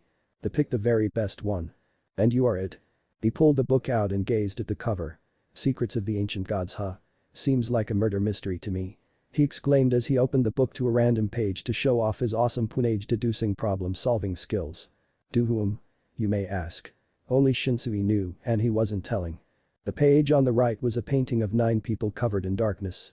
Any discernible feature besides their size was impossible to tell. Just from this picture, Shinsui could feel the power the figures had. He could probably only take on 2 or 3 in a fight before becoming overwhelmed. Indeed, the most intimidating person in the middle seemed stronger than the other 8 combined. His very posture screamed murder, and Shinsui felt a chill creep down his spine. Tearing his eyes away from the picture, the Watermaster read the text on the left side. Long before the Sage of Six Paths showed us lesser mortals the way of chakra, there existed 9 most extraordinary and terrible warriors. Known as the Kutentei Kaioshu, these humans once protected the land from wicked men who raped, plundered, and murdered defenseless villagers. The very elements and fabric of reality were theirs to control. With the 9 assassins guarding the people, peace ruled the land as none dared oppose those who could slay the gods. But darkness exists in the hearts of all men. The Kaioshu soon let anger, greed, and lust take hold of the souls. They turned from loved and respected protectors to hated and feared monsters. It seemed that their reign of terror would never end and the people would never again know hope. But one day, the Kutentei Kaioshu vanished. All rejoiced as light finally pierced the darkness. But this absence of evil left a void for an even more powerful and destructive terror to fill. The Biju, free of the fear of the only ones with any chance to stop them, destroyed villages and took countless lives. In this writer's opinion, the assassins were by far more kind and merciful than these demons could ever hope to be. Holy shit, Shinsui silently said to himself. Humans that actually had enough power to make the tailed demons fear them. Unbelievable. If this was true, Shinsui was sure that it would be suicide to go against even one of them. It was very unlikely that any mortal of today could even hope to last a minute against them. But that was the question, wasn't it? If these Kaioshu were invincible, what happened to them? Did they die of age or sickness? Or had someone achieved the impossible and killed the god killers? Kyuubi's chamber. Hashirama looked on in horror, his screams muffled as the boy was slowly being killed before him. He absolutely hated being helpless when somebody was suffering, and the sight of the blonde being suffocated made him want to throw up. Is this really it? Naruto thought glumly as his vision faded. Killed by the very beast I held all my life. Just as he was about to black out, Naruto was dropped to the floor and immediately began sucking in great mouthfuls of air, coughing all the while. As much as I would like to squeeze your neck until your head popped like a grape, his assailant said, also coughing for some reason, that pleasure is denied to me by the forces that be. Looking up as much as his injured neck would allow, Naruto saw similar finger-shaped bruises on Kyuubi's neck as were on his. But his had a nasty yellowish tinge to them, while Naruto's were still red. The would-be killer grasped his throat and wheezed, even though I escaped the seal, our spirits have been joined so far together that I feel the same pain you feel. Not the most gratifying experience for an immortal. Without any warning whatsoever, the man's outline was suddenly bathed in white light and he began screaming in pure anguish, as though his very soul was on fire. Ay. Stop it. Stop it. Stop it. Stop it. I escaped this torture by gaining my demon body. Now you've all returned to torment me yet again. Utterly confused and in the dark at what was going on, Naruto could only look on in amazement as the Kyuubi in human form was brought to his knees and began pounding his head on the floor, screaming all the while. Hashirama was likewise as utterly confused as Naruto. From what he could gather, this person had actually claimed to be the Kyuubi, nearly choked Naruto to death, apparently stopping because he would share a similar fate and was now being tortured by something seen only to him. No, torture was too kind a word for what was happening here. This man was being annihilated by whatever mysterious force and struck him. Had he been a lesser man, Hashirama would have fainted from such a large intake of information in such a short period. But he persevered on, desperate to know more about this madness. As Kyuubi continued to flail about in agony, the chakra emanating from the giant fox suddenly stopped entering the pipes, twisted around, and flew at the pained man. Red and white clashed in a beautiful yet powerful show of force. The two colors briefly fought for dominance until the red won out. The crimson chakra enveloped the cowering man and he went limp faster than a puppet with cut strings. Still Naruto sat in the same spot he had been in for who knew how long. He was honestly afraid of moving in case Kyuubi got up and tried to kill him again. He was just as afraid of staying in the same spot in case said man attacked him again while he was a sitting duck. Naruto decided the safest bet would be to slowly inch his way to Hashirama to see if he could free him. Together they might be able to get out of here. He hadn't even moved a centimeter before the red and black-clad man was on his hands and knees, pushed himself into the air and did several flips before landing in front of one very scared genin. Sorry about all that trying to kill you stuff, he said lifting Naruto to his feet and grasping him by the shoulders, all with an insane smile, blood flowing from the self-inflicted wound on his forehead. His hands were gripping Naruto so hard that the nails broke skin. Apparently, the Kyuubi's bloodlust hadn't been quelled, only quieted. Naruto honestly didn't know what to do. Here he was, in the seal with Hashirama unable to help him in case Kyuubi decided to try to kill him again. But he also knew that the demon wouldn't hurt him. To Kyuubi, hurting Naruto would be the equivalent of a human downing an entire bottle of bleach. It might feel good, but the end result would be far from pretty. Blue eyes stared into red and green for what seemed like hours. Naruto finally broke the silence, as was the norm for him. What the fuck is going on here? Surprising, he didn't shout, scream, or bellow like he usually did. He absolutely meant to of course, but found talking in a low voice all he could do. Kyuubi's grin widened even further, making his single fang seem even longer. So we've finally come to the Q&A portion of our visit, have we? Well I suppose you've been a good boy and deserve a little treat. Veering his head to where Hashirama was cemented in the wall, Kyuubi snapped his fingers and the first Hokage was fully absorbed. Before Naruto could even raise his voice in defiance, the floor between the two separated and Hashirama was suddenly sitting there with a completely flustered look on his face. I figured it would be easier to tell both of you at the same time, so my story wouldn't be repeated and facts won't get twisted, Kyuubi told the two ninja. He then waved his hand over his bleeding forehead, causing the blood and wood to disappear. Then he sat Indian style on Hashirama's right and motioned for Naruto to sit across from him so that the three of them were in a circle. The trio sat in silence with nothing but the breathing of the giant fox behind them to break the quiet. Two had confused and slightly fearful looks on their faces and the third with an oddly satisfied evil smile. Hashirama was the one who had a better vocabulary and could enunciate better, so he took over for Naruto in breaking this most awkward silence. Naruto, my brother, and I were hoping that you could divulge information of the highly unusual occurrences that have been happening as of late, oh great Kyuubi-sama, he said in his most political and respectful tone of voice. The genin looked as if he was severely constipated, trying to process those big words into smaller, less confusing words. Kyuubi, however, had a sneer on his face at this human's pitiful attempt to impress him. You can just shove your political bullshit right back down your pie hole, human, Kyuubi said nastily. I have neither the patience nor the ability to carry what you call formalities. An indignant blush appeared on Hashirama's face at this horrendous insult. Did this man not know who he was? He was the Shodai Hokage, master of the wood element and considered one of the strongest ninja alive. He then remembered that this was an age-old demon that once had the power to destroy an entire village in a single night and it was probably best not to antagonize him. My apologies, but we just want to know what the fuck is going on here, as my young accomplice so delicately put it. Kyuubi smiled as the conversation was leaning more towards his preferred conversation skills. Ah yes. Just what is going on? You two are basically wondering how the kid got from his world to this one, right? Naruto and Hashirama nodded earnestly. Kyuubi let out a sigh and began. None of the following I'm about to explain would be possible without three very important ingredients. The first and most important being me, the second is the catalyst you both wear. The two ninjas glanced at their crystal quizzically, and the final was the brat almost dying by having his heart cut up.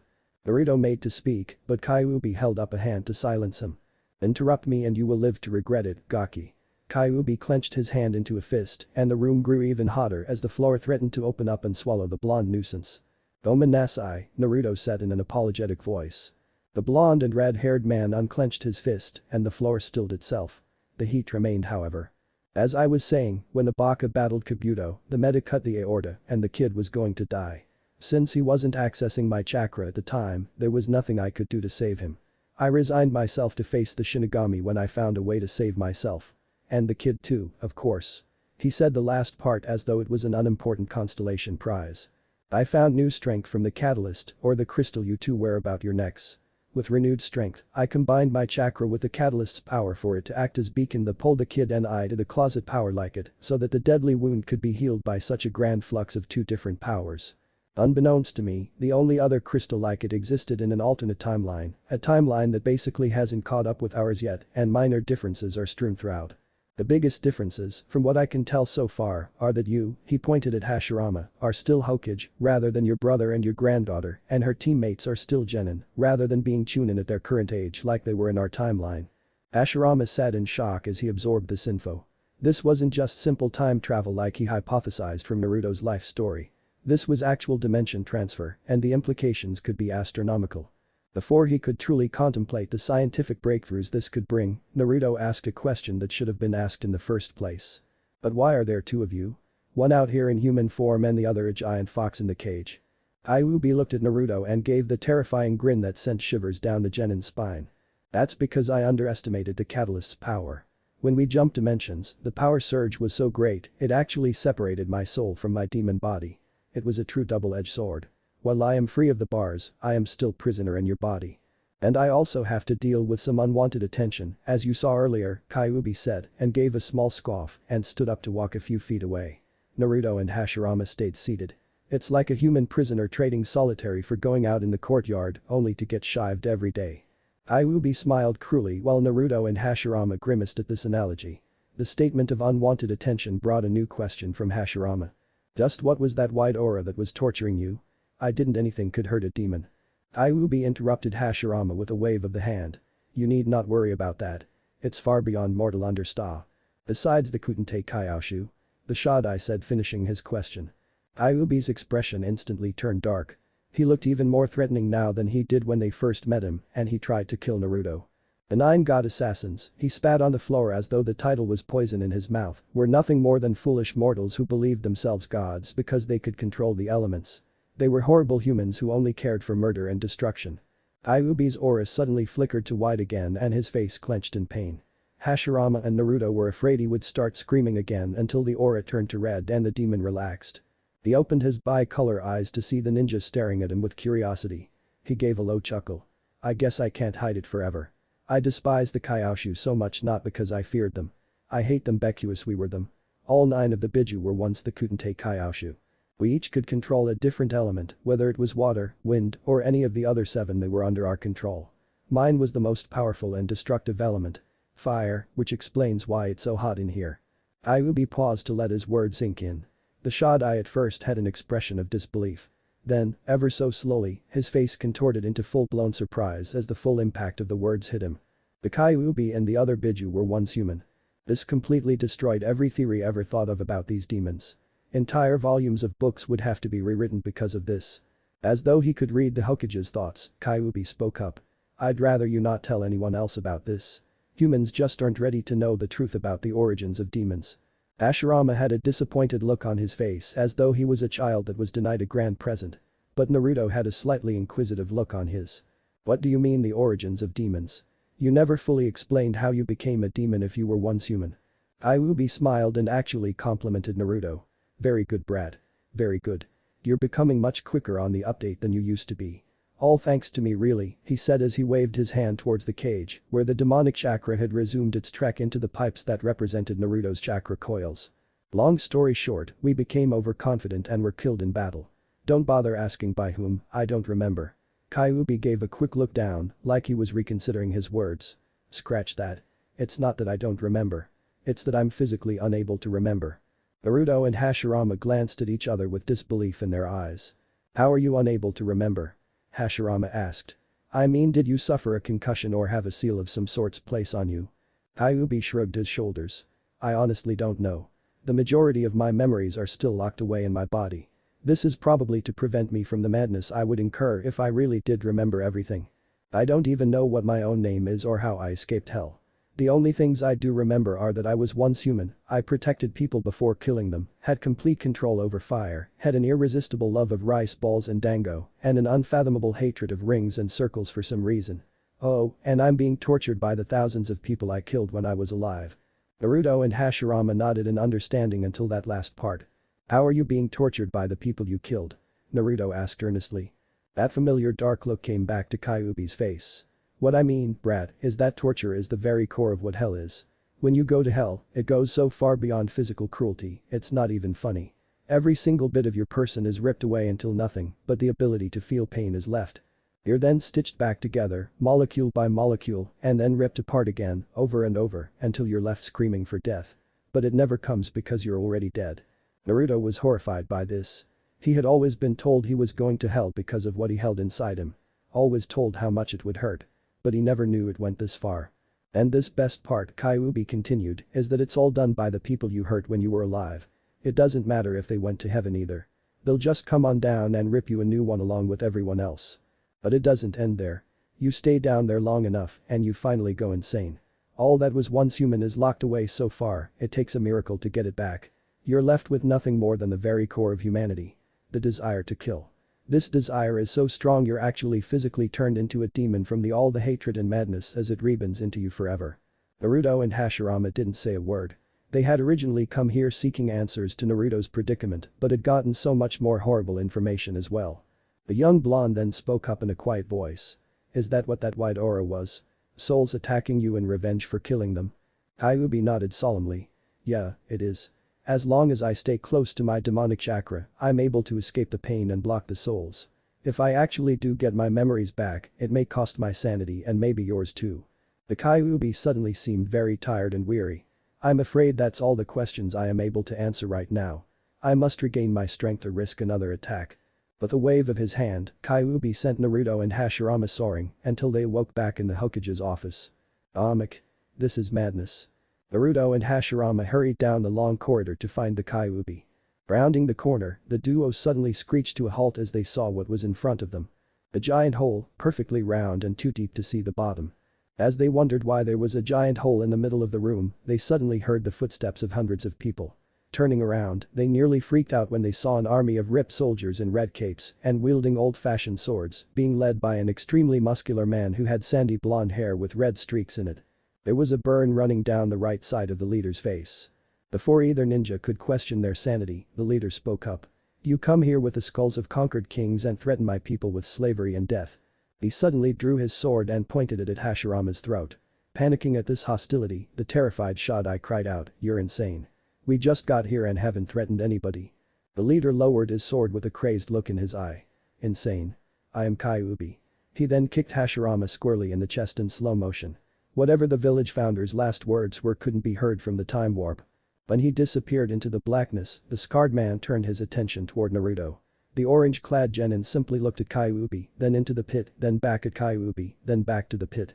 Deciding to take his chances, Naruto jumped in screaming, "Wait for me," and was swallowed by darkness. The army did nothing for a few minutes until Kyuubi spoke up. Haha. I love that movie. He then clapped his hands and focused attention only on him. Alright everyone. What shall we do next? He asked the crowd. They began yelling suggestions. Transformers. Jaws. Indiana Jones. That horror movie with Johnny Depp. You mean Nightmare on Elm Street? No. The one with all the orange midgets. Willy Wonka. That was a family comedy. Not horror. Well, it sure scared the crap out of me. Unknown location. Naruto wanted to scream but found it impossible. 1 second he and Hashirama were in the seal, talking to a humanized Kyuubi, learning about his past and how he became a demon. Now the two of them were free-falling in darkness. Time and direction were impossible to perceive. The only thing they knew was the suffocating blackness and that they were falling. The blonde demon container looked at Hashirama and saw the same fear and uncertainty he felt mirrored in the Shodai's eyes. But there was also a small gleam in the older ninja's eyes, as though he knew everything would be alright. Deciding to trust the first and his own gut, Naruto readied himself for whatever was to come. Without any warning whatsoever, the two ninjas were suddenly hurtling away from each other, as though they were launched from a cannon. Hokage's office. One more minute and I'm doing something drastic. Shinsui suddenly screamed, breaking the quiet of his brother's office. He had been by himself, disregarding the living statues in front of the desk, for more than 9 minutes. And the citizens of Konoha knew how dangerous, more insane the designated nickname got when he became bored for 10 minutes exactly. Just as Shinsui was about to do only God knows what, he was forced to dodge out of the way, as suddenly the kid shot at him like a bullet and hit the bookcase, while Hashirama was slammed into the heavy oak desk, sending both man and furniture flying. Shinsui could only stare in amazement at what had been a neat and tidy office mere seconds before, was now a war zone of falling books, scattered papers, and 2 groaning casualties. He then heard something from the pile of books that Naruto was buried under. That Kyuubi is a fucking asshole. I concur, came Hashirama's voice from behind the overturned desk. Shinsui had to bite his thumb to keep the laughter in for the second time that day when he saw that his brother had an overturned bottle of ink on the top of his head, the contents spilling out and making his face look like the drawing of some emotionless, pale-skinned artist. Hashirama held up a threatening finger to his brother and said, "Not a word, Shinsui. Not a word." Shinsui unbit his finger. "Nah, bro. I was just gonna help you out." He then started making hand signs. Foreseeing the coming danger, Hashirama shook his hands and pleaded, "No wait. Don't do." He was cut off as Shinsui called out, "Suiten. Mizutama no Jutsu. Water style. Water shot." A small but powerful stream of water was spat from Shinsui's mouth and hit Hashirama in the face, drenching the Shodai and cleaning the ink off. Shinsui would have laughed out loud at his brother's pissed-off expression if he wasn't in an office with a wood floor, bookcase, and desk that could be made to do horrible things to him. Before Hashirama could show his brother the true meaning of 1,000 years of pain, a groan from the other side of the room reminded the two that Naruto was still trapped under dozens of books. The brothers quickly started digging the poor kid out. When they finally got to him, Hashirama and Shinsui were shocked to see a large bleeding gash of top of Naruto's head where a particularly heavy book had landed. "Damn kid. We need to get you to a hospital, pronto," Shinsui said with concern in his voice. "And no hose hospitals," Naruto said groggily, cradling his head in his hands. "I'll be fine." Shinsui was about to insist further when Hashirama held up a hand to stop him. Before the snow-haired brother could question why, the raven pointed to the blonde's head, where red chakra was already at work sealing up the wound. "Whoa," Shinsui said impressed. "That is cool." "Agreed," Hashirama said as he righted his desk. He then created a wood clone to help him pick up the scattered papers and books. "Go to my washroom and clean the blood out of your hair, Naruto. We've got business to discuss when you're done." Naruto nodded and went into the small bathroom within the office. Closing the door behind him, Naruto turned the faucet on and began cleansing his hair. He kept his head down, not looking in the mirror because he believed that the combination of red and blonde would cause him to look like someone he really didn't want to think about right now. When he believed himself finished, Naruto turned off the water and grabbed a towel. Drying himself off, the blonde's thoughts went back to what the Kyuubi had said after trying to kill him. "Even though I escaped the seal, our spirits have been joined so far together that I feel the same pain you feel." Not the most gratifying experience for an immortal. If that was true, then was physical pain all he could feel? Or could he get in Naruto's head and mess around with his thinking process? "Very good, brat. Very good. You're becoming much quicker on the update than you used to be. All thanks to me really," he said as he waved his hand towards the cage, where the demonic chakra had resumed its trek into the pipes that represented Naruto's chakra coils. Now that he thought about it, thoughts were coming through much clearer than they had been. He was able to understand Hashirama's big words after he processed them for a while, and his mind wasn't solely focused on one thing. He briefly debated on whether or not to go to Hashirama with his fear that the demonic human was messing with his head. He decided that he would wait and see before bothering the Hokage with this. Looking in the mirror, Naruto let out a sigh of relief when he saw that his hair didn't have any red in it. As he put his hand on the knob to let himself out, he stopped when he heard his name mentioned. Putting his ear to the door, he listened to the conversation. "Naruto needs to be placed with someone trustworthy," came Hashirama's voice. "But I still don't see why it has to be this way. He almost killed Orochimaru. Do you really think they'll accept him after that?" Shinsui retorted. There was a pause. "That is why I am enacting the Geminus Magister protocol. Now Naruto will not only be placed on a genin team with a Jounin sensei, but another Jounin will act as an extra tutor whenever time allows and help explain that little incident." An even longer pause this time before Shinsui spoke up. "The two-teacher thing, huh? Well, that'll be interesting. So who's gonna be the poor sucker that gets chosen for annoying brat duty?" "I've got someone in mind," Hashirama said with a smirk in his voice. Looking to the door, the Shodai addressed Naruto. "You can come out now, kid." Grinning sheepishly, Naruto exited the bathroom. "I guess trying to spy on 2 cage-level ninjas was a bad idea, huh?" Shinsui only nodded and Hashirama said, "Not only that, but it was a wooden door. All wooden objects around share a kind of special connection to me." Grinning mischievously, Shinsui asked, "Does that include Morning Ga?" He was hit with a heavy clock thrown by Hashirama before he could finish his question. Naruto's sweat dropped at this behavior. Were these really 2 of the most powerful ninjas known to Konoha? Could this all just be one giant dream or prank?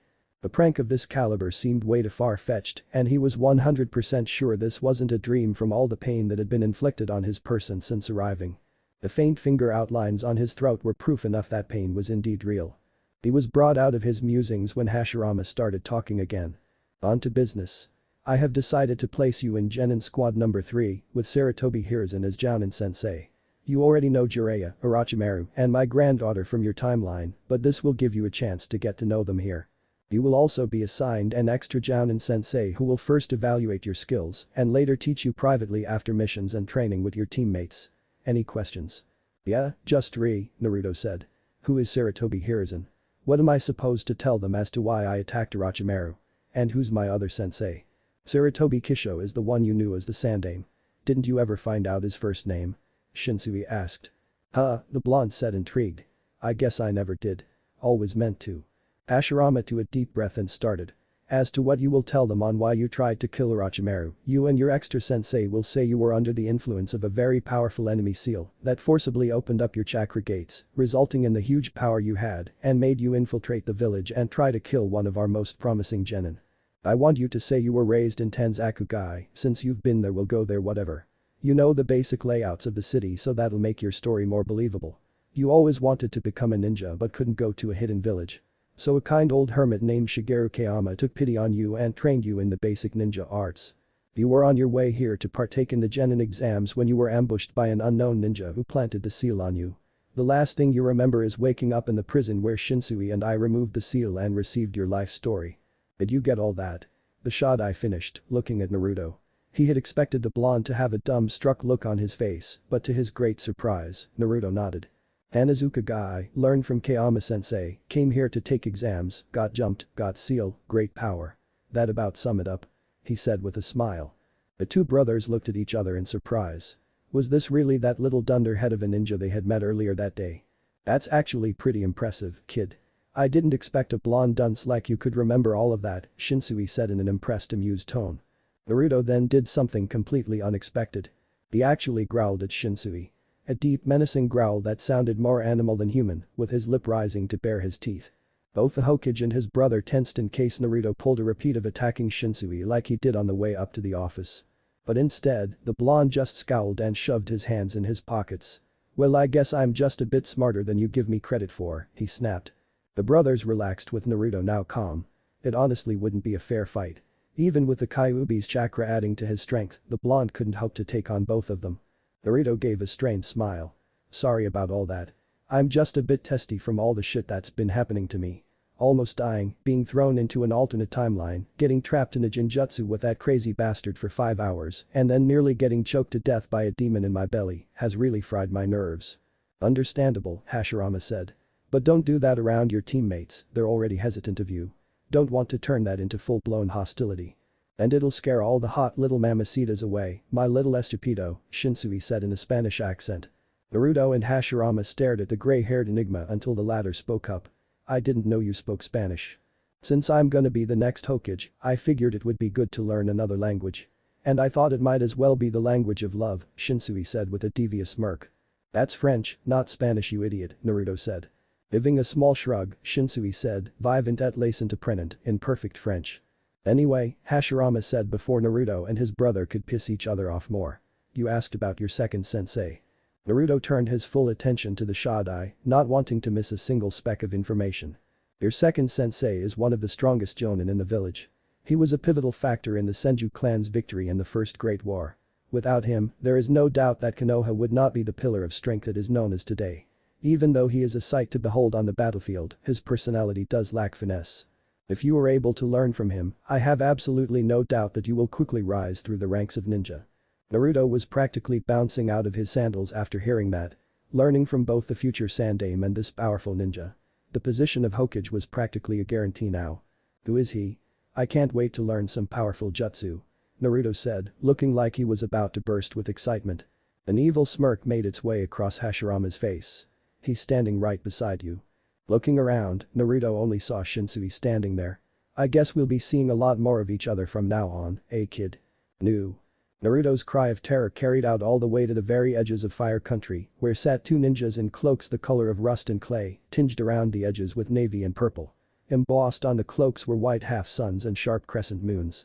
They were taking a break from walking. Both had a headband with a mist symbol slashed through, marking them as missing nins from Kiri. Did you hear that? The male said, as he finished drinking from a water bottle he always carried with him. His hair was pale gray and went to his shoulders, and his teeth were pointed like a shark's. A long pole with each bulbous end covered in wrappings lay near his side. His female partner gave him a questioning look. No, I didn't. She stood up and stretched. Her hair was jet black and done in a neat bun on her head. Her eyes were icy blue and held a lustful kind of mischief as she looked at the male. Musashi-sama will be displeased if we don't finish our mission on time. So let's hurry and we can continue our fun from this morning, she said with a suggestive wink. She then started to walk away with a little sway in her hips. An excited blush came to the man's cheeks. He grabbed his sword and got up very quickly. Coming, my little oyster. He said, running after her. Back in Konoha. No way in hell. Naruto screamed, making an X with his arms. I would rather have a nefarious sack of eel intestines as a sensei than him. A large vein was forming over Hashirama's brow, showing how pissed off he was getting at the blonde. Shinsui, however, just put his hands in his pockets and started for the door. Oh, well. It's not like I actually wanted to teach you my plethora of powerful jutsus anyway. Naruto's ears perked up. Powerful jutsus? He asked, trying not to look interested but failing. Oh yeah, Shinsui said nonchalantly. I hardly know anything below C class, so it's just B, A, and S class galore. But if you're not interested, I'll just go fishing or something. With that he closed the door behind him and made his way downstairs.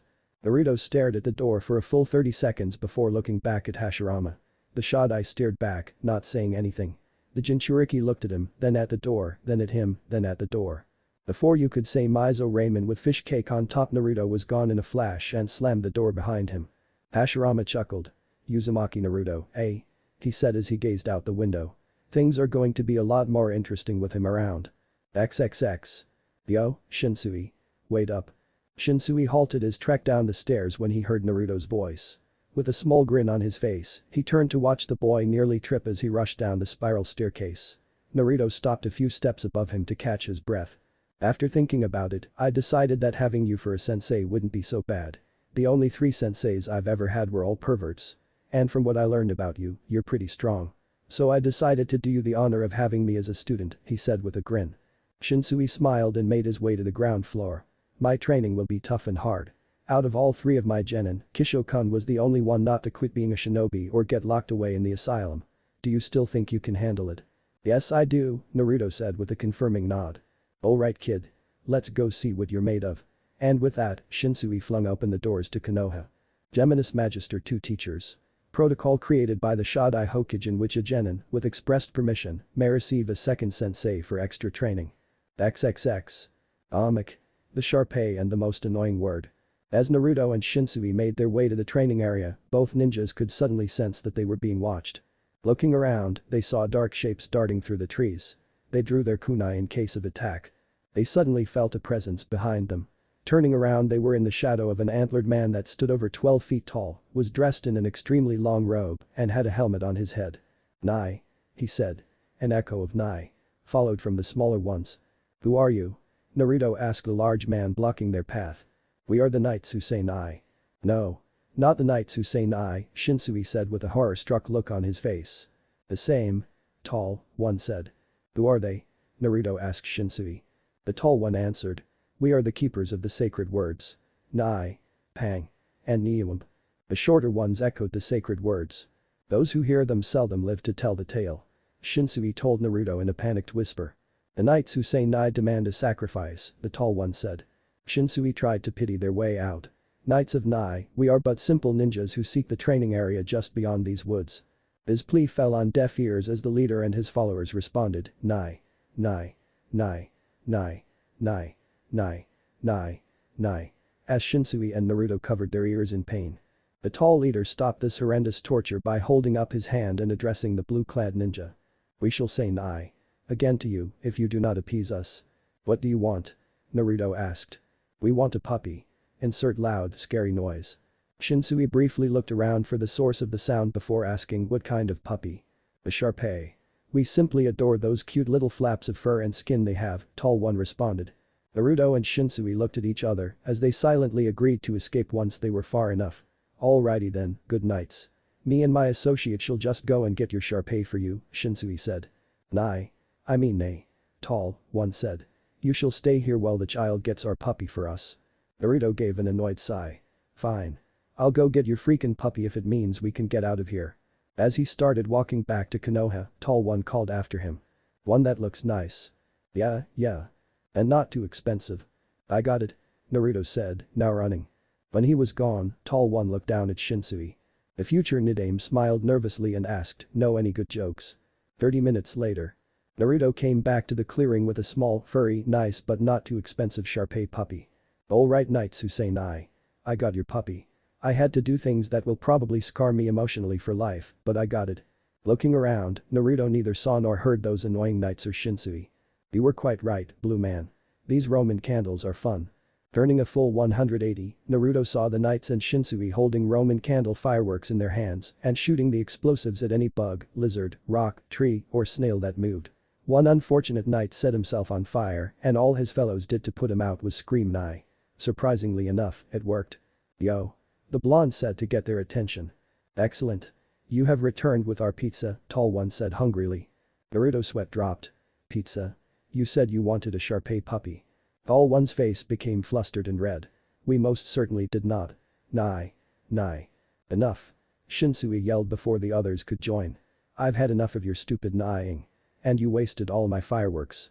This travesty can only be dealt with a word even more annoying than Nai." "Asp." Tall one gasped. "Surely you don't mean." "I do mean. Ack," he said, sounding like an extremely annoying alien from Mars. Ack. Ooh. Not that word." Tall one pleaded as he and his underlings shrunk back in terror. Ack. The gray-haired man continued.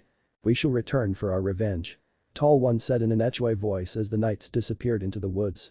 Looking extremely satisfied, Shinsui turned to Naruto. "What's with the Sharpei? Hokage. Constant vigilance." Shinsui screamed as he punched Naruto full on in the face. Unsurprisingly, the blonde was taken by complete surprise as his new sensei's fist sent him flying to the ground. Naruto lay in the dirt in shock. Not 5 seconds ago, Shinsui had opened the doors leading from the Hokage tower to the village and then with no warning whatsoever, yelled and sucker punched Naruto square in the face. He was momentarily afraid he had brain or spine damage. But then he felt a familiar spark of red chakra move to his damaged cranium and he stood up, completely healed. "Are you completely insane?" Naruto howled at the blue-clad man.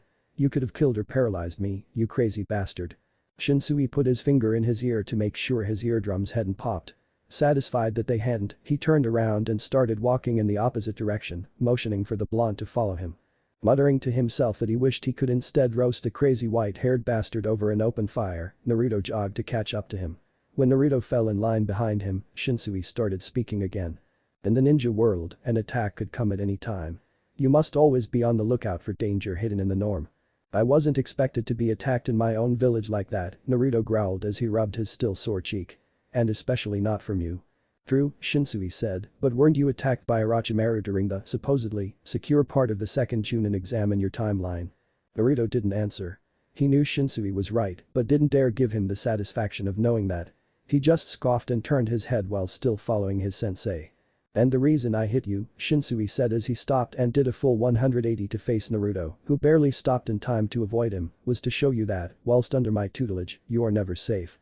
Every time you eat, every time you sleep, every time you change your dirty socks, you must be prepared for a surprise attack from me or anyone else I can convince bribe to help me. Because of your healing abilities, I can have a whole lot more fun with you than I could anyone else, he said with an insane grin. On a real mission, you won't even be able to hear a squirrel innocently snap a twig without thinking it's an enemy out to kill you. With the training I'm about to put you through, you'll die a happy old man. Naruto wondered if it was too late to be transferred to another village or at the very least get a new sensei. Shinsui turned back around and set forth on his earlier path. Come on, kid. I want to show you around this new village so you won't get lost. Naruto merely shook his head in exasperation before following Shinsui. The blue-clad water master first led him through the residential district where Shinsui showed Naruto the varying designs of houses and apartments. Naruto briefly noted the fact that in the place where his crappy, little apartment was in his time was a small shack that sold sushi on the bottom floor and had the living quarters on the second. Shinsui then took Naruto to see the shopping district where the blonde marveled at the fact that none of the small stands selling food items were tossing their products at him and calling him a demon. It was a feeling he'd have to get used to, he reminded himself. This was a brand new timeline, a brand new chance to start over. He would have cried had he not been in the middle of a busy marketplace and had the haunting suspicion that Shinsui would string him up by his ankles to the top of a flagpole if he did shed tears. Naruto eyed a weapons shop with the words "Itsutsu's weapons for all occasions" written on the window and decided to check it out. Shinsui was busy ranting about rising food prices and how Konoha could stop it by growing their own food instead of buying from other lands anyway. A small bell sounded overhead as Naruto entered. He was briefly struck dumb as he gazed at the sheer magnitude of weapons available. Swords of every kind and design, bows and arrows, poles, chains, hammers, shuriken, kunai, senbon, scythes, and so much more. Everything was well polished and looked ready to be used at a moment's notice. Be with you in just a moment. A voice said from beyond a curtain behind the checkout desk. A few seconds later, a young woman about 10 years older than Naruto stepped out. She had mahogany brown hair done in 2 short pigtails on either side of her head and chocolate brown eyes. She took off a soot-covered apron and hung it on a hook to show that she wore a blue Chinese-style long-sleeve shirt that had a ferocious-looking animal on the front.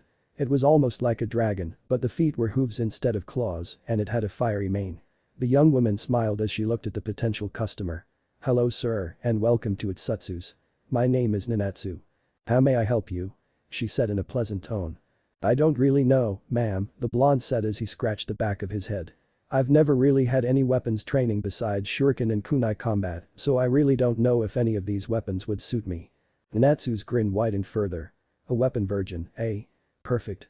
That's the beauty of weapons," Nanatsu said excitedly. "You don't have to have any prior training with them whatsoever and you can train yourself to master them.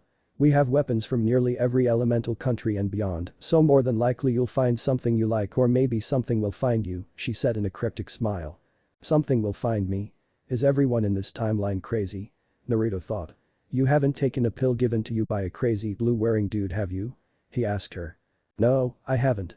"Why?" Nanatsu asked while blinking in confusion. "No reason." To cover up the awkward silence that was sure to follow, Naruto pointed to a weapon made of a sharp blade attached to a long pole and asked what it was. "That's called an ajanata," Nanatsu explained. "It's more popular amongst samurais and women since the long pole can keep stronger enemies at bay where their upper body strength can't be used." "Huh?" Naruto said. Deciding to learn as much as he could before Shinsui found him, he asked another question. "What about that chain with a scythe on it?" Nanatsu picked up the gold-colored weapon and held it in front of Naruto. "This is called a kusarigama and it's an incredibly useful weapon. You use the weight on the end of the chain to wrap around the enemy's weapon, arms, legs or neck to keep them at bay while rushing in with a sickle for a killing blow. Thus don't use it in a confined area or else you can't use the chain to its full potential." Yamada Shinryuken was said to be the greatest master of the kusarigama and could defeat any sword or spear-wielding opponent. Unfortunately, he was lured into a bamboo grove by a rocky madman, wasn't able to use the chain, and was thusly killed horribly. Naruto thought this Kusarigama to be the perfect weapon for him since he was a close-ranged fighter and began reaching into his pocket for Gama-chan when he realized he forgot it in the hotel room back in his time. "That's a really cool weapon and I'd really love to buy it, but I don't have any cash," Naruto said with a downtrodden look. "Oh. He looks like a little baby fox with those big eyes and cute whisker marks. I'm sure Grandma wouldn't mind if I will. It just so happens we're having a first ever weapon free of charge giveaway and I think this Kusarigama just found its new owner," Nanatsu said. Naruto couldn't believe his luck. "A free weapon? Wow, thanks, Nanatsu-chan. That's totally cool. My name is Naruto Uzumaki by the way," he said as he reached for the Kusarigama, only to draw his hands away in pain as a wooden cane smacked both his and Nanatsu's hands, causing the Kusarigama to fall to the counter. Nanatsu? The old woman to whom the cane belonged to said in a screechy tone. The elder woman was no higher than 3.5 feet tall, wore a blue robe, and had wispy white hair that went down to her waist. "How many times must I tell you? No giving away weapons just because you think the customer looks cute." The brown-haired woman quickly bowed to the elder. "Gomen nasai, Abasan. He just looked too adorable for me to resist." Naruto blushed as he was described this way. "I've always thought I've been good-looking, but adorable. Please don't be mad at Nanatsu-chan, Kotauji, old lady. It's my fault for coming in here without any money," the demon container said to try to appease the woman's wrath. He was awarded, however, with a mighty crack. As the old woman slammed her cane over his head. "I'm not old, you stupid brat. I'm only 86 years young and can kick your whippersnapper ass any day of the week." "Kuzo?" Naruto hissed as he grabbed his head, felt a large lump forming. Just as quickly, however, he felt the bruise receding as well as an echo of a growl come from somewhere. He then felt his anger quickly rise and the want to rip this foolish old flesh bag in half for assaulting him like that bubbled in him like lava. That feeling was quickly replaced by horror when he then realized that it was the Kyuubi who wanted that, not him. It seemed as though the bastard demon was messing with his thoughts more than he realized. Before he could ponder this revelation further, the old woman spoke up again. "Even if you did have the money to buy it, you couldn't handle this weapon anyway." Indignation quickly overtook the blonde. "Oh yeah, Chai-sai Baba, tiny hag.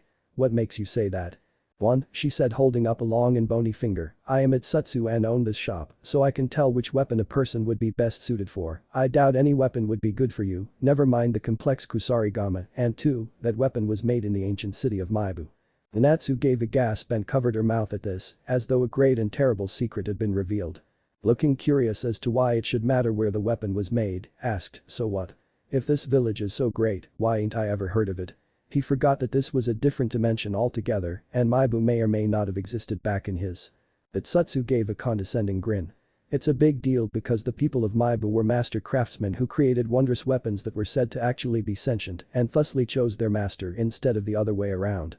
Some weapons bestowed great powers upon their wielders, such as inhuman strength and speed, while others drained the very life energy from those who held it till they became prematurely old and died." She looked at the Kusarigama on the counter. "That weapon has showed no supernatural powers whatsoever, which is why I keep it out in the store, just in case its true owner comes along to claim it. You, unfortunately, aren't that destined owner, which is why I can't let you have it." "Why you miserable old," Naruto said as he raised his fist at the old woman, only to be yet again interrupted as Shinsui's voice called out, "Vigilancia constante." And Naruto was roundhouse kicked into a cabinet of old samurai armor. "You do not sneak off when I'm talking to you," Shinsui said as he pointed an angry finger at the almost unconscious Jinchuriki. "I could have been saying something extremely important of why strawberry yogurt is better than blueberry and you wouldn't have. Senju Shinsui." Itsutsu shrieked loudly as her granddaughter hurriedly helped Naruto up. "What the hell do you think you're doing, coming in here and kicking people in my store? If that brat broke anything at all, it's coming out of your pocket. Don't yell at me like that, you crazy, old banshee," Shinsui said as he held his ears in pain. "I'm 4 freaking feet away." "Why you ungrateful brat," Itsutsu said indignantly. "I changed your diapers when your poor, sickly grandmother, God's rest her soul, couldn't. I then took it upon myself to train you in the ninja arts. And all you've done to pay me back over the years is be an annoying pain in the ass. Why couldn't you be more like your brother, Hashirama? He's always so sweet and kind, unlike you," she said in a venomous tone. "Well, let's just count the reasons I despise you, why don't we?" Shinsui said as he raised his fingers. "When I was 6, you were constantly using me as target practice to sharpen your shuriken throwing skills. When I was 9, you tied a rock to my ankle and threw me in a lake to teach me how to swim, and let's not forget my personal favorite. Putting raw meat in my pockets when I was 12 and letting a bear chase me around for 6 hours. I was miserable when you came around. I honestly don't see how you've survived for so long with all that hate you have inside you. And it's thanks to that training that you've become such a powerful ninja, Itsutsu immediately countered. My methods may be harsh, but you can't argue with my results. Thanks to the shuriken practice, you become speedy and agile. Because of the lake incident, you discovered your unnatural talent over water. And due to the bear chasing you for so long, you used that to increase your stamina. Admit it, without me, you'd be nothing but a nondescript ninja who has a famous brother, Itsutsu said, as though this was the finisher to the argument. Shinsui only stood there and spluttered in anger. Both he and the old hag knew that without her training, he might not be as strong as he was today, but he defiantly would have had a happy childhood. Come on kid, we're leaving, Shinsui said as he grabbed Naruto by the arm. I still got to gauge you in a spar before I introduce you to your new teammates. Bye Nanatsu-chan, Naruto said as he was drug out of the store. Thanks for Trin. See you later, cutie. Nanatsu said with a wave. Come back and see me sometime. Itsutsu sighed at her granddaughter's behavior. She knew the girl had no sexual or romantic feelings to the blonde boy. It was just her obsession with cute things or people that made her make unnecessary choices. Sending Nanatsu to clean up and repair the broken cabinet, Itsutsu turned to pick up the kusarigama, but to her surprise it wasn't there. Thinking back to when Shinsui had showed up to the point where he and the boy left, she was positive neither of them had gone near the weapon. She asked her granddaughter if she had picked it up. No, Granny, Nanatsu said as she separated wood, glass and armor. Pondering this strange development, Itsutsu turned to the door when she heard the bell ring. Hello and welcome to Itsuit. She stopped when she noticed no one had entered the store. It might have been her old age finally catching up to her, but she could have sworn she saw a small flash of gold at the floor, leaving the shop through the closing door. Shinsui led Naruto to a very familiar place. Training ground number 7. The blonde looked around in astonishment as he remembered his genin survival test Kakashi had put him, Sakura, and Sasuke through. The crystal blue lake where Naruto had landed after Kakashi sexually assaulted him. The 3 posts where he had been tied up after being the worst and not getting a bell. And there was the tree he was strung up to when he fell for Kakashi's trap, though it was much smaller now. Ah, good times. Naruto was brought out of his pleasant, yet painful, reminiscing when Shinsui spoke up. Alright kid. Before we begin, I want you to name all the disciplines that a ninja must use in order to be successful. Cocking his head sideways as he racked his brains, Naruto remembered all those lessons that Iruka had pounded into his skull. Easy, he said with a cocky grin. The 3 disciplines are ninjutsu, jinjutsu, and taijutsu. Wrong. Shinsui said as he, yet again, roundhouse kicked Naruto in the head and sent him crashing to the ground. Why do you keep doing that? Naruto yelled as he held his head in pain on the ground. Using a long pointer to point to a chalkboard that appeared out of nowhere, Shinsui went into lecture mode. The best teacher in the world is pain, but I digress. There are actually 18 disciplines to the ninja arts. So pay attention cause I'm not going back over them. Naruto sat up straight and zeroed in his attention span to what Shinsui was about to explain. The 18 elements of ninjutsu that you will learn are as follows. Saishin Tiki Kimam, spiritual refinement, Taijutsu, Kinjutsu, Bujutsu, Shuriken Jutsu, Sajutsu, spear fighting, Naginata Jutsu, Naginata fighting, Kusarigama Jutsu, Kusarigama fighting, Kayaki Jutsu, pyrotechnics and explosives. Shinsui paused, took a deep breath, and continued. Hensmjutsu, disguise and impersonation, shinobi iari, stealth and entering methods, Bujutsu, horsemanship, Suiren, water training, Bryaku, tactics and analysis, Chmhm, espionage, Intinjutsu, escaping and concealment, Tenman, meteorology, and finally, Kaimon, geography. Each one of these arts is vitally important in order to survive the obstacles that a ninja will face in his lifetime. You will train long and hard in each of these, so that no matter what you're up against, you will be ready. It is always better to be over-prepared than under. Any questions? Shinsui asked looking to Naruto who appeared very dazed and confused at all that he was supposed to learn. He hadn't even heard of half of them back in the academy. How did Shinsui expect him to master all of those? Yeah, just how the hell do you expect me master all of those arts? Wouldn't it be better to focus on the most useful ones and not learn the useless ones like Bujutsu, Tenman, and Kaimon? I really doubt if I'll ever need those. Oh really? Shinsui said in a fake confused tone. Well, what if you find yourself facing an enemy battalion of horse-riding samurais and your only hope of not being overwhelmed was to fight them on their terms riding a horse? I could use a doten to trip the horses. Unless the samurais have prepared for that and taught their steeds to jump or evade, Shinsui countered. Naruto tried another argument. Well, what about meteorology and geology? Those seem unneeded. So you're saying that if I blindfolded you and dumped you 100 miles away in the forest and just told you to find your way back without a compass, you could do it purely on instinct with no need to look at the land or sky at all? Shinsui said scathingly. The blonde's cheeks were starting to turn red from anger. I'm just saying that's too fucking much to learn. You honestly can't expect me to master all of those, do you? Naruto said as he angrily waved at the board. Shinsui sighed heavily. Have you never heard the expression jack of all trades, master of none, though oft sometimes better than one? Getting a negative response, the Jounin explained. It means to have a basic to medium understanding of a wide variety of skills instead of mastering just one. Take me for example. I have a mastery over water jutsus, but if ever I went up against an earth master, I'd be boned big time. That is why I am extremely proficient in lightning techniques too. Of course I also have plenty of fire, wind, and earth jutsu just in case. That way, whatever enemy I'm up against, I have a better chance of winning by knowing many instead of mastering one. The same goes with the 18 disciplines. I'm not asking you to master all of them, just one or two and still be proficient at the others. Understanding finally lit up in Naruto's eyes. It's like eating only pork ramen. If you do that, you'll never understand the true joy you get from beef and chicken. Shinsui smiled at the boy's unique analogy.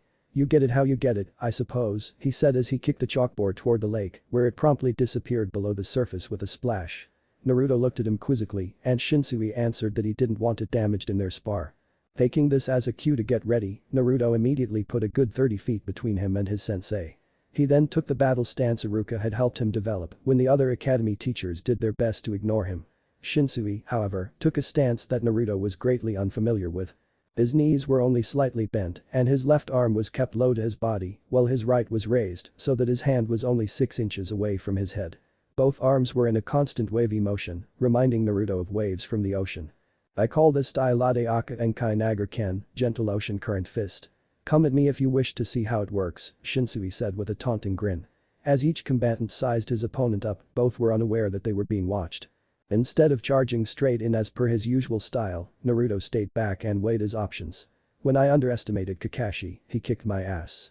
This guy is probably even stronger and his punches and kicks are nothing to laugh at. He's also got the Trajan blade. I haven't seen him attack with it yet, so I don't know if it can projectile lighting. I'll play it safe for now. Page Bunshin no Jutsu. Naruto cried and 25 shadow clones popped into existence. Let's get him. Naruto called to his clones.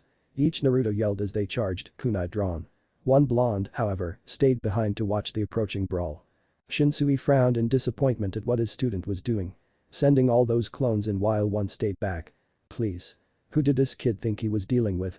Dropping his stance, the Jounin went through several hand seals and called out, Suiton. Daibakufu no Jutsu. Water element. Grand waterfall. The water in the lake immediately turned into an extremely large and turbulent water funnel that quickly destroyed the shadow clones. Kuzo. The remaining Naruto cursed as his clones were cut down so quickly. His eyes widened in horror when he saw Shinsui running at him with his Raijin drawn, ready to deliver an electric shock. Before Naruto could move, the lightning blade connected, causing the Jinchuriki to scream in pain before disappearing in a cloud of smoke. Shadow clone. Shinsui said in surprise. When did he substitute? He questioned. When I destroyed the others first, he answered himself. He must have used the smokescreen to hide. But where did he? The Jounin was forced to dodge, as several kunai and shuriken flew from several spots in the tree line. The real Naruto had indeed used the smokescreen to create more shadow clones that followed him into the foliage, where he thought he saw a flash of gold near him for a second, but his second glance revealed nothing. From there they waited for Shinsui to destroy the decoy Naruto left, and then they attacked. They were unsuccessful, but they kept throwing kunai after kunai to keep Shinsui on his toes. Yes. Naruto cried in triumph when he saw a couple knives pierce the water master in his arm, only to look on despairingly as his opponent was revealed to be a water clone that returned to its original state. Nice try, kid, whispered Shinsui into his ear from behind. Naruto jumped forward as his clones converged on the target, only to be destroyed as Shinsui swung his blade in a sweeping motion that sent an arc of electricity through the clones. The real Naruto turned in midair and threw several shuriken at Shinsui that he blocked with his sword. As Naruto landed back in the field, he heard Shinsui call out, "Constant vigilance, kid." Turning his head in horror, he saw another Shinsui holding his fingers in the tiger seal, just as Kakashi had done to him back in his time.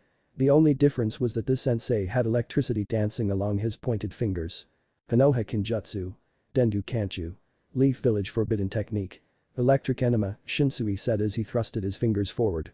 Kakashi's technique didn't even compare as Naruto was sent into the air screaming in pain, electricity coursing through his rectum. And just like it happened in his time, the blonde was sent crashing into the lake. Shinsui said when Naruto didn't resurface. Maybe I overdid it. Walking to the water's edge, Shinsui called to his student. "Okay kid, out of the pool. Break's over." The blue-clad Jounin barely had time to dodge as a boiling hot pillar of water shot where he was just standing. The lake suddenly exploded as nearly 100 Narutos shot out like cannonballs, each with red eyes and extended claws. Shinsui immediately retreated to the middle of the field where he took the Adeaka and Kainaga Ken once again. The clones charged, looking more like blurs of orange and red than a stable opponent. But Shinsui was far from worried. When one Kyuubi-fied clone would come near, he would calmly block with one hand and gently strike a strong blow with the other, not wasting any energy on overzealous movements.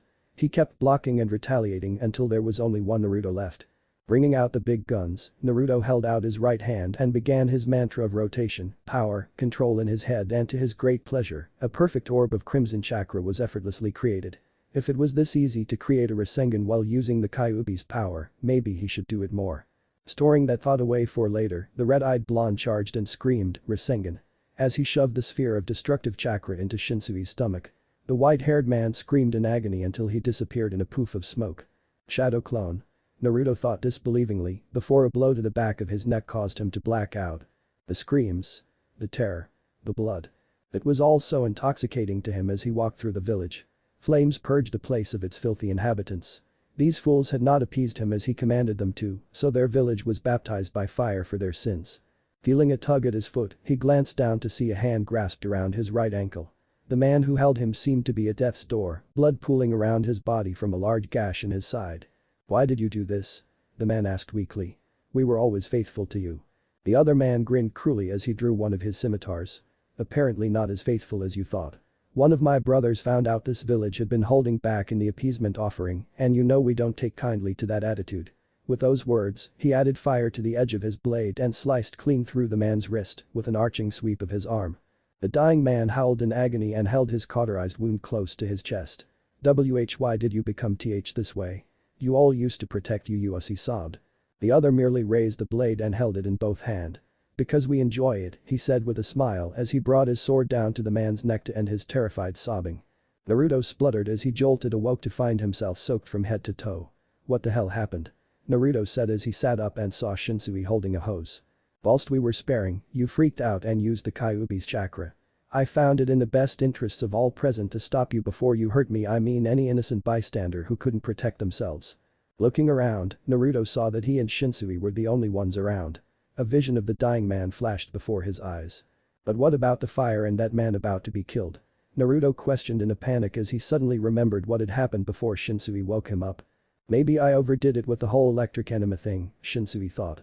"You just had a bad dream, kid.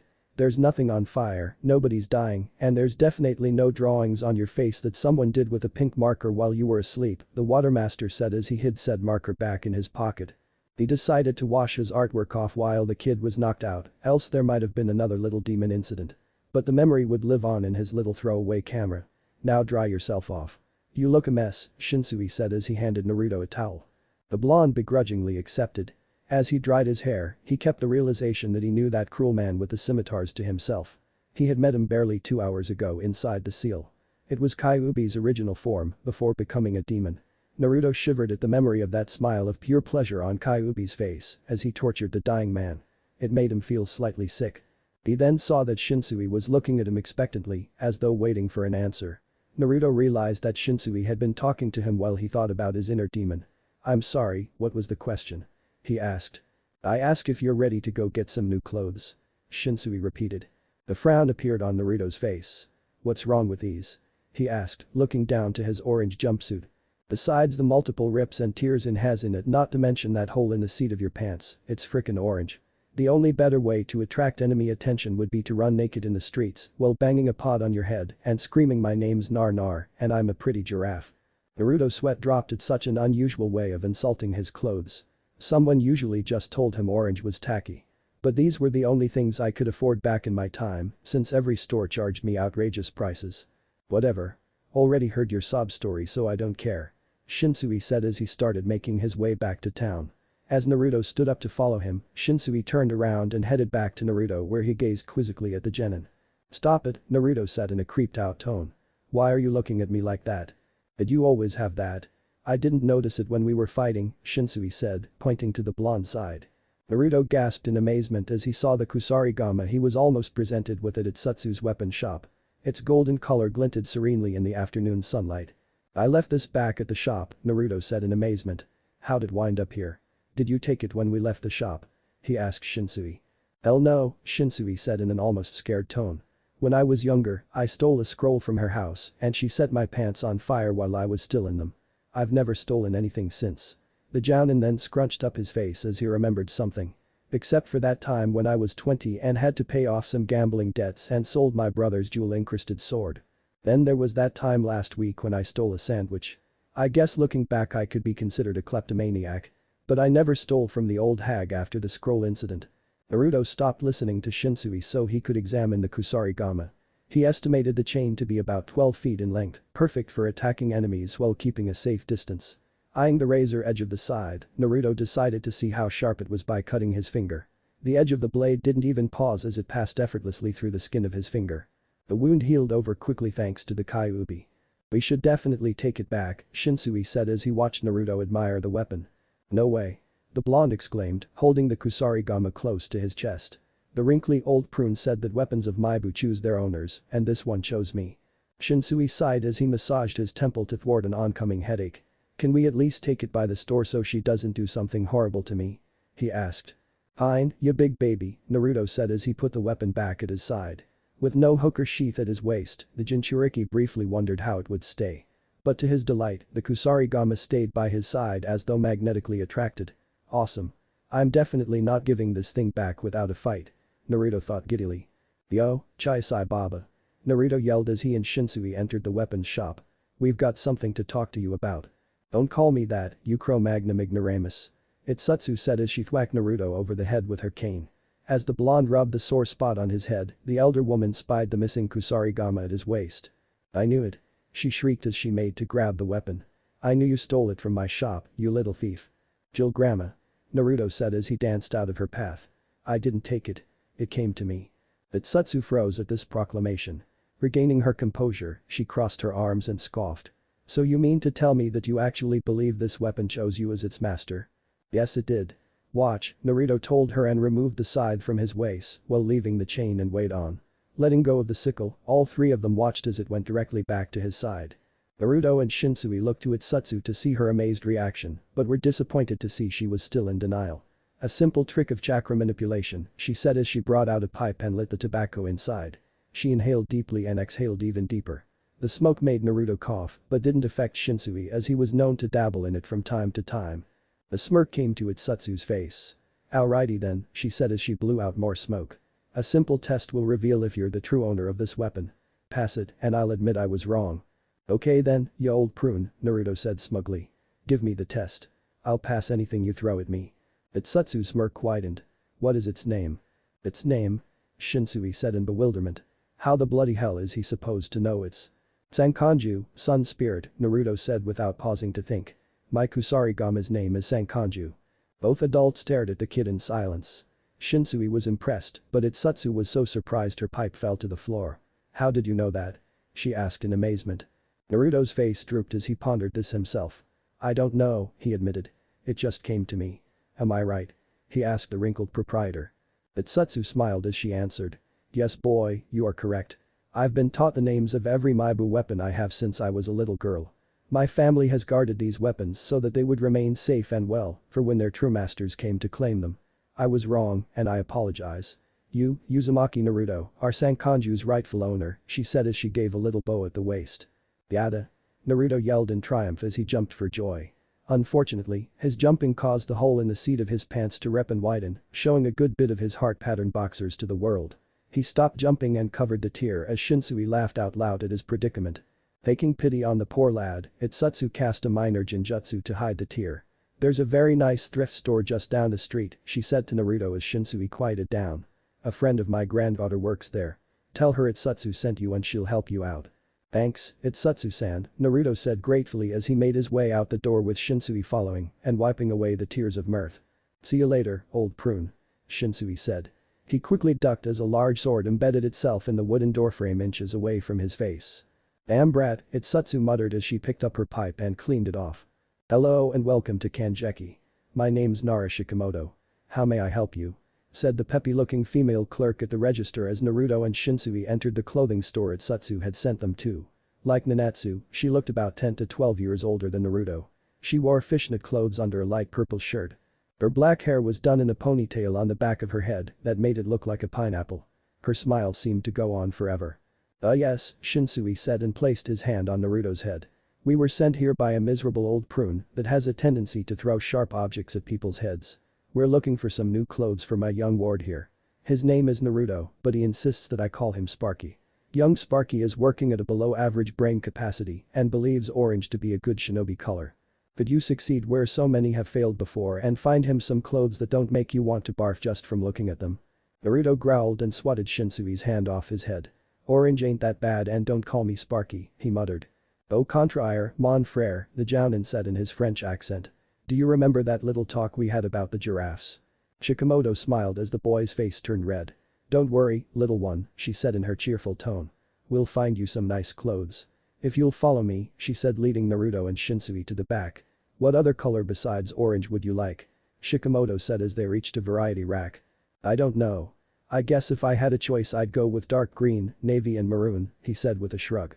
Shikimoto picked out dark green camouflage pants, a navy long-sleeve shirt and a maroon jacket that had the sleeves torn off at the elbow. "Right this way to the changing rooms," she said pleasantly.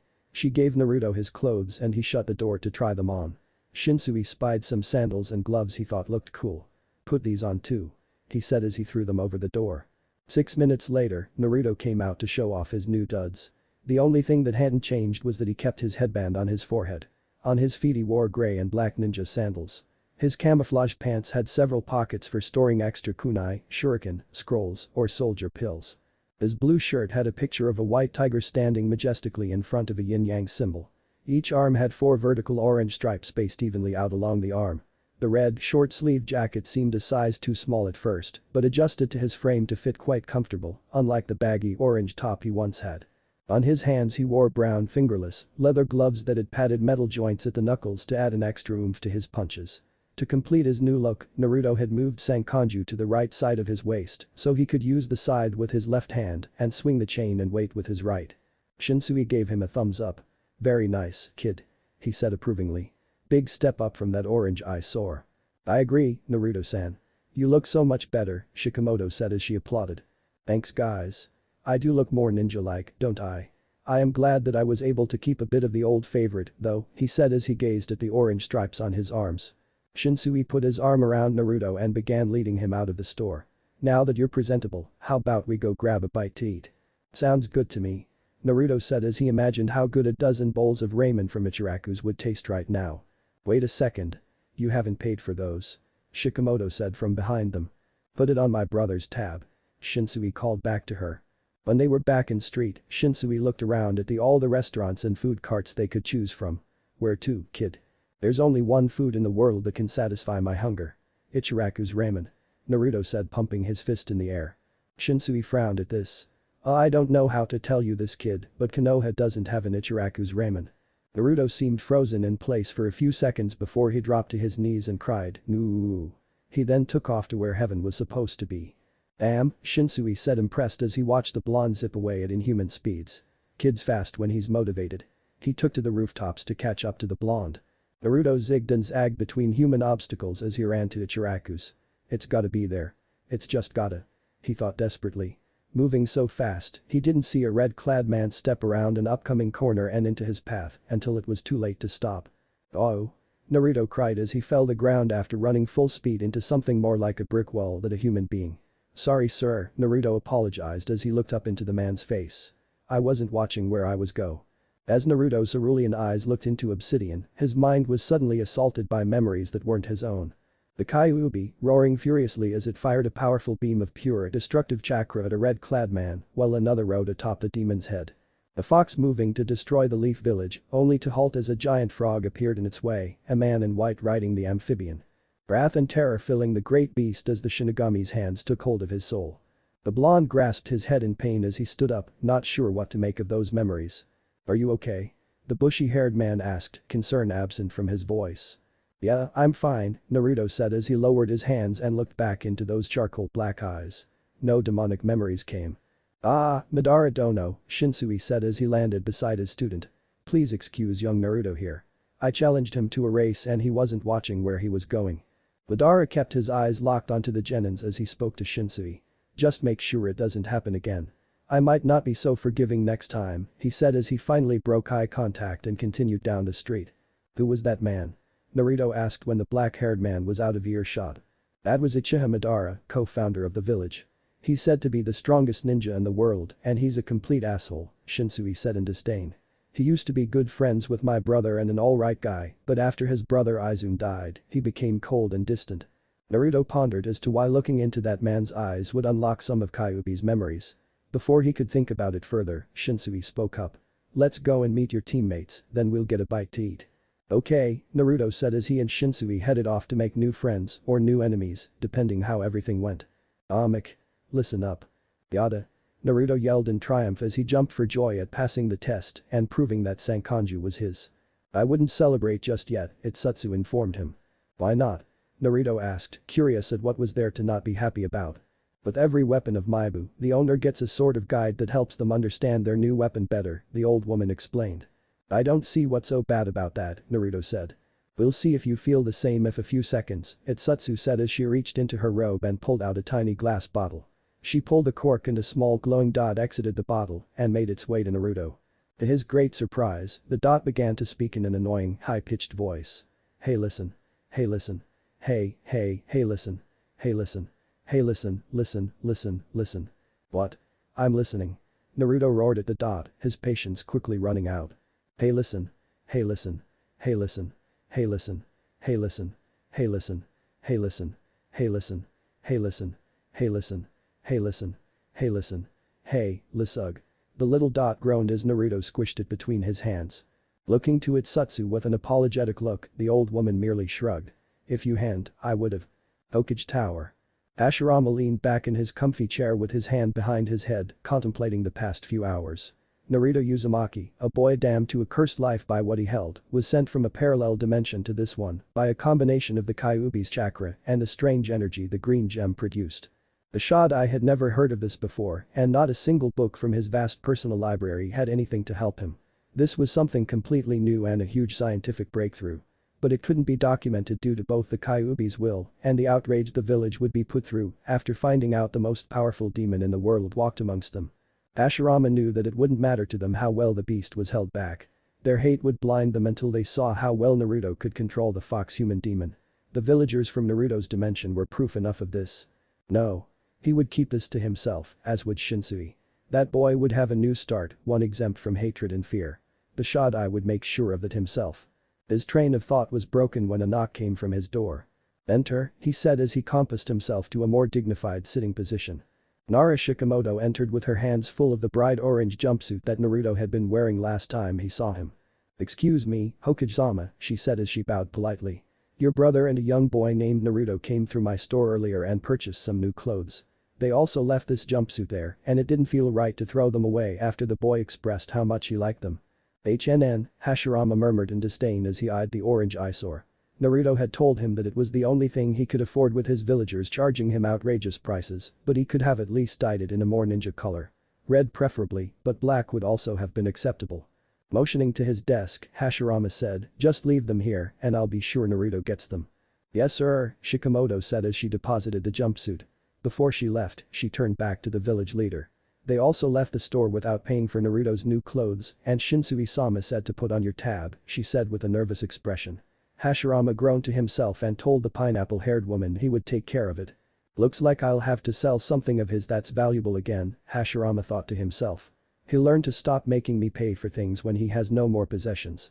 When she left, the Shodai created a small wooden box and placed the clothes inside. But before he put the lid on, he spied something curious. A small rolled-up scroll on the left shoulder held on by two strings. Wondering what it could be, Hashirama cut the threads and held the tiny scroll to his face to examine it. When he did, the first Hokage briefly felt a tiny gust of wind sweep through his office and slightly disturb the loose paper about. Hashirama's curiosity increased when he noticed his office window was closed. How very strange, he said to himself as he focused his gaze back at the small scroll. I would have dropped a pin just to see if I could hear it. Unfortunately, I didn't have one and thusly had to let the awkward silence continue without interruption. Naruto and I stood on one side of the training field while Orochimaru, Tsunade, Jiraiya, and their sensei Hiruzen Sarutobi stood on the other. Naruto had told me earlier that he had heard the expression butterflies in my stomach and knew that it meant to be so nervous that one felt like throwing up. He had felt like that only 2 times in his life, his first day at the academy and the first time he asked Sakura out, which didn't end too well, if my recollection was correct. It was actually pretty entertaining to watch his mouth move at odd intervals while he tried to decide what to say. After a few minutes, it got boring, so I gave him a shove forward. The kid stumbled slightly and gave me a menacing glare. Looking back to his new teammates, he gave a nervous grin as he placed his hand behind his head. "Hi there," he said in what was obviously a forced friendly tone. "My name's Naruto Uzumaki. How you guys doing?" I honestly could have died of laughter right there and then. This kid was asking how they were after he went crazy in the hospital, tried to kill Orochimaru, and shouted in the streets how the snake child had murdered the Hokage. But I persevered and kept the laughter inside. Didn't want to embarrass the kid too much just yet, he was doing a fine job by himself. The 3 teens opposite us didn't move at all. Each one had a different expression. Jiraiya's was distrust, Orochimaru seemed to be calculating in his head his fear of Naruto and his confusion that I was with him, and my grandniece seemed to be sizing Naruto up in her own mind. Her eyes moving up and down taking in his new clothes, then from me to the blonde, and then from him to Orochimaru. This went on for a few more seconds before I motioned for Monkey-kun to follow me. Hiruzen nodded and we walked a couple paces away so the kids couldn't hear us. Monkey Boy looked at me in what I like to call his stern face. When using this expression, Hiruzen-kun furrows his brow, breathes through his nose, and clenches his jaw. "What is the meaning of this, Shinsui-sama?" he asked with that funny face. "That kid attacked my student. Why is he here and not in jail?" I rolled my eyes and smiled. "Relax, Hiruzen-kun," I said as I placed a calming hand on his shoulder. "It was just something to do with a sealer magic or whatever. I forget." His stern face actually seemed to increase itself twofold. I couldn't help but chuckle at how funny he looked now. "Don't worry about it," I told him before he could bust a blood vessel. "Hashi-kun will explain it to you later. He knows more about it than I do. But in the meantime, my brother and I trust him. That should be enough for you," I said in a moment of brief seriousness. The tone of my voice seemed to shock Hiruzen out of his serious face. He looked back to his students. The mini-pervert looked like he was ready to attack Naruto at a moment's notice. The one who needed sun still seemed nervous.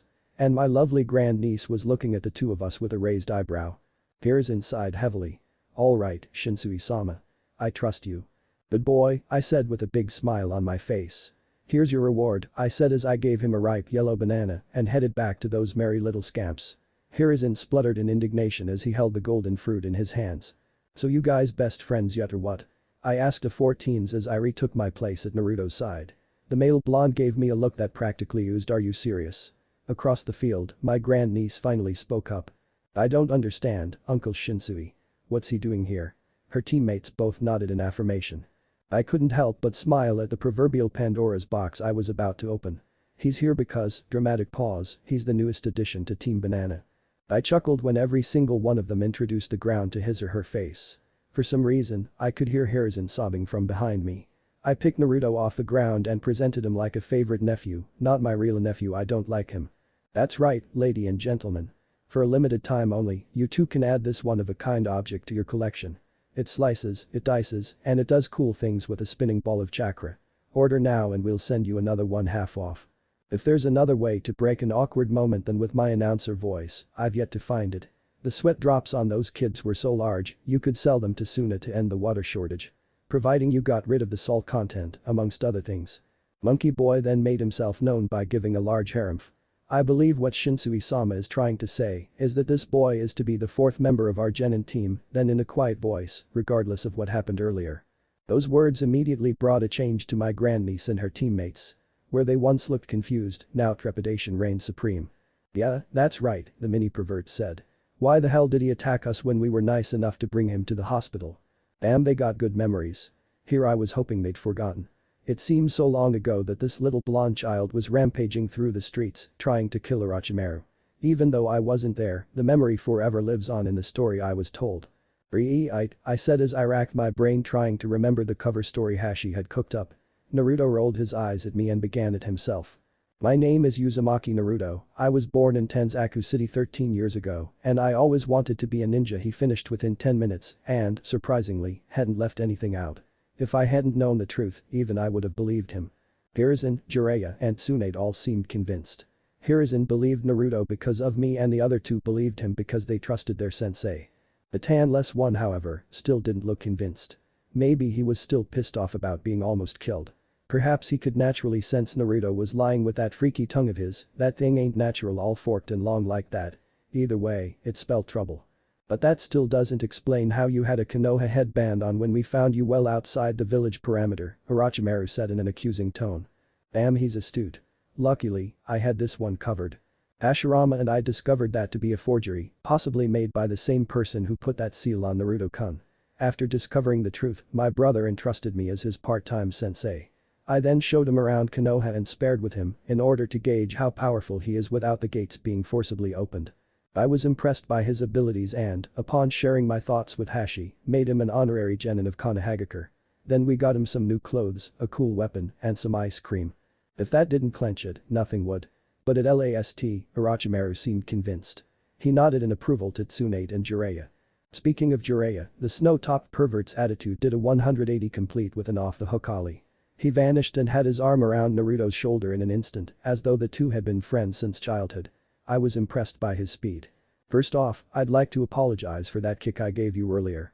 I was just watching out for my teammate, you know how it is. You just get in the moment and POW. Right in the kisser, Jiraiya said in a somewhat embarrassed voice. He then let go of blonde brat and cleared his voice. Anyway, my name is Mikuru Jiraiya. I'm also known as the gallant Jiraiya, sex god, and that despicable pervert, but they may also be talking about my aunt. He ended it with a nervous laugh, as though he'd said too much. I scoffed at the mention of his aunt. Calling Mikuru Ryu a pervert was like calling an Uchiha a stuck-up asshole. It was both common knowledge and a gross understatement. Honestly, that woman scared me. But enough about that platinum-haired goddess with a huge rack, pleasurable moan. Hiruzen stared at me in confusion for some reason. What? I said in a mean tone. He rolled his eyes and turned his attention back to the introductions. Orochimaru was next. He stepped forward and bowed politely. It's a pleasure to meet you under more appropriate circumstances, Naruto-san. My name is Nagazuni Orochimaru and I enjoy learning new jutsu.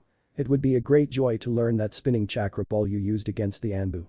Blondie sweat dropped at the idea of teaching such a destructive jutsu to Orochimaru. Even though this was a completely different snake person than he knew, I understood that he'd be hard-pressed to help him along the path of easy power. I don't really remember what happened when I was under the influence of the seal, but I'll see what I can do, Naruto said with a nervous smile that could be misinterpreted as apologetic. The Nagazuni seemed to believe him, disappointment apparent on his face rather than scrutiny. As he stepped back, Tsunade stepped forward. Very nice to meet ya. She said with an extended hand. My name is Senju Tsunade and I hope to become the best medic the world's ever seen. Naruto took her hand in his and she began pumping her arm up and down. So what was Tenzaku City like? She asked suddenly. Naruto nearly stopped shaking her hand and froze for just the briefest of moments. I was afraid I'd have to interfere once again, but the kid pulled through. Lots of gambling parlors and hotels. The festival is nice when the town puts it on, though they don't allow ninjutsu to be used so you can cheat. The castle in the center of town is really cool, too. It was a stronghold during the time before the first great ninja war. How the hell did the kid know that? That wasn't common knowledge amongst the majority of the ninja populace. Blonde brat would blow his cover if he wasn't more careful. Tsunade seemed to accept that impromptu answer as the truth. Good thing the kid had actually been to Tenzaku City in his timeline. She gave him a genuine smile. Well, like my teammate said before me, it's a pleasure to have you on our team. Naruto returned her smile. Thanks, he said gratefully. I didn't know how you guys would react to me, but I'm glad you forgave me for that unfortunate incident earlier. It's alright, Jiraiya said jovially. My family is pretty adept at seals, so I understand the psychological and physiological effects of a seal like that couldn't be anything you'd ever want to happen. You're lucky it didn't open too many gates, otherwise you might have suffered irreversible muscle and chakra pathway damage. I stared at the porcupine-haired one in mock amazement. You sure you didn't bruise your brain, using that many syllables and big words? He stuck his tongue at me and lowered his under eyelid and made a funny nai sound. Tsunade responded by smacking him upside the head. Orochimaru promptly ignored this behavior, having gotten used to it some time ago. He gave an apologetic look to blonde brat and murmured, I'm afraid they're always like this. Naruto smiled good-naturedly, and I thought I saw a flicker of pain in those cerulean eyes and was sure that this scene of abusive teammates brought unwanted memories of his timeline. One where the strawberry would constantly berate the banana while the chocolate syrup looked on in indifference. I want a sundae now. Clapping my hands, I brought all eyes to me. Alrighty then, children. Now that you're best friends, how about you four continue the tour I started them on earlier? I've got to report back to Hashi. Of course, Shinsui-sama, Hiruzen said as he bowed. It'll be our pleasure. I smiled widely. Tubular. Then we'll all meet tonight at Shinro's for barbecue. I smiled deviously as a movie quote came to mind. Rest hearty, ninjas. I said to them loudly, for tonight we dine wherever is reasonably affordable. Man, I love that movie. I then disappeared in a flash of lighting, off to my next great adventure. Naruto's heart was slamming sporadically against his ribsage. Now that Shinsui wasn't there anymore, he didn't know what to do. He knew these people. But at the same time, he didn't know them. This wasn't just a chance for him to start over, it was also a brand new chance for them too. His thoughts were interrupted by Sarutobi. Okay, Naruto-san. Where did Shinsui show you around town? We just went around the business district, then to training ground number 7, then to the weapons and clothing shop, and finally here, Naruto answered without his voice betraying his emotions. We might as well show him the academy first and go from there, Jiraiya said. Sarutobi and Orochimaru nodded in agreement and both Jiraiya and Tsunade grabbed an arm of their new teammate and led him towards the village. 14 minutes later, Team Sarutobi was at the bottom of the Hokage monument, looking up at the giant stone face of their founding leader.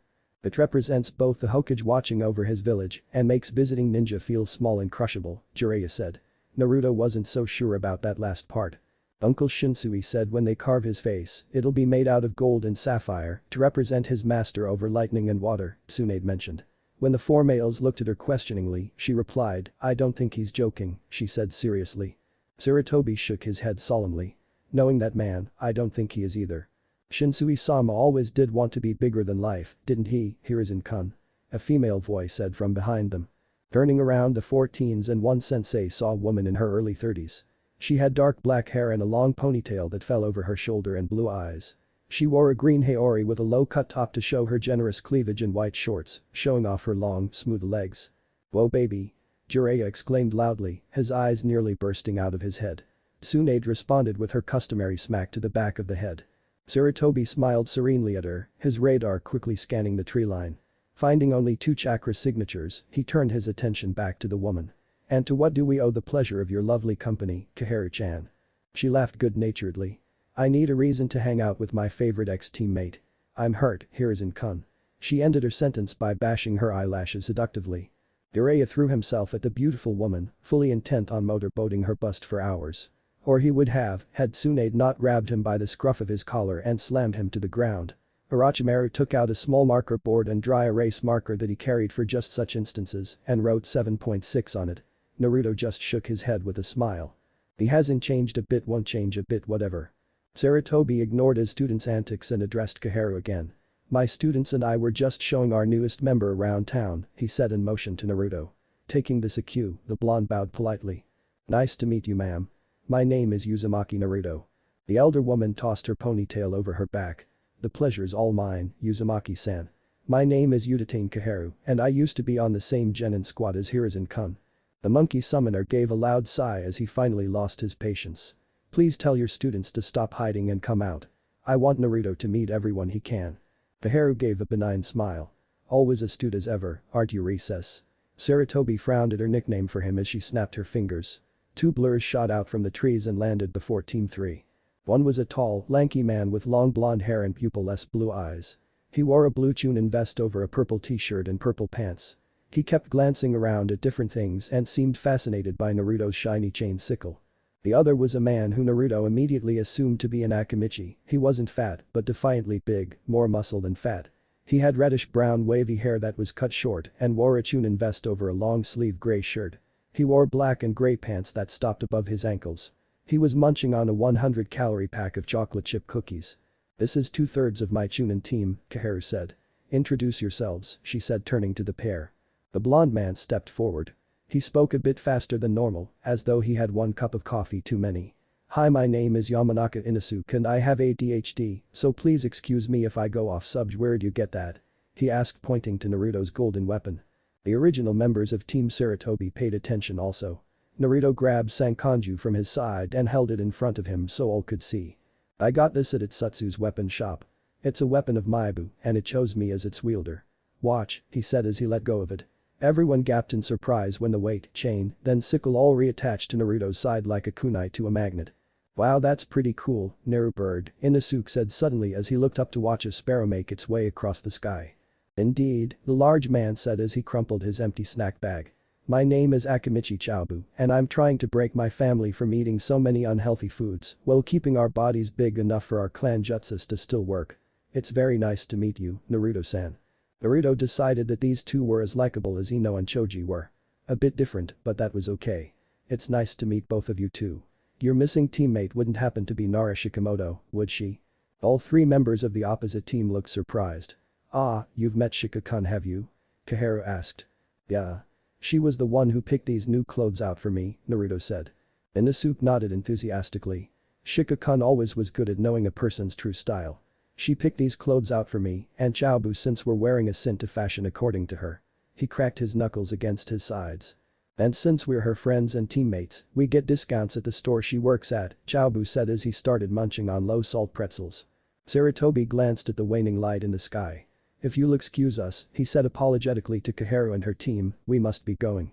We still have to show Naruto around town. Kaharu smiled sweetly. Of course, of course. Please don't let us slow you down.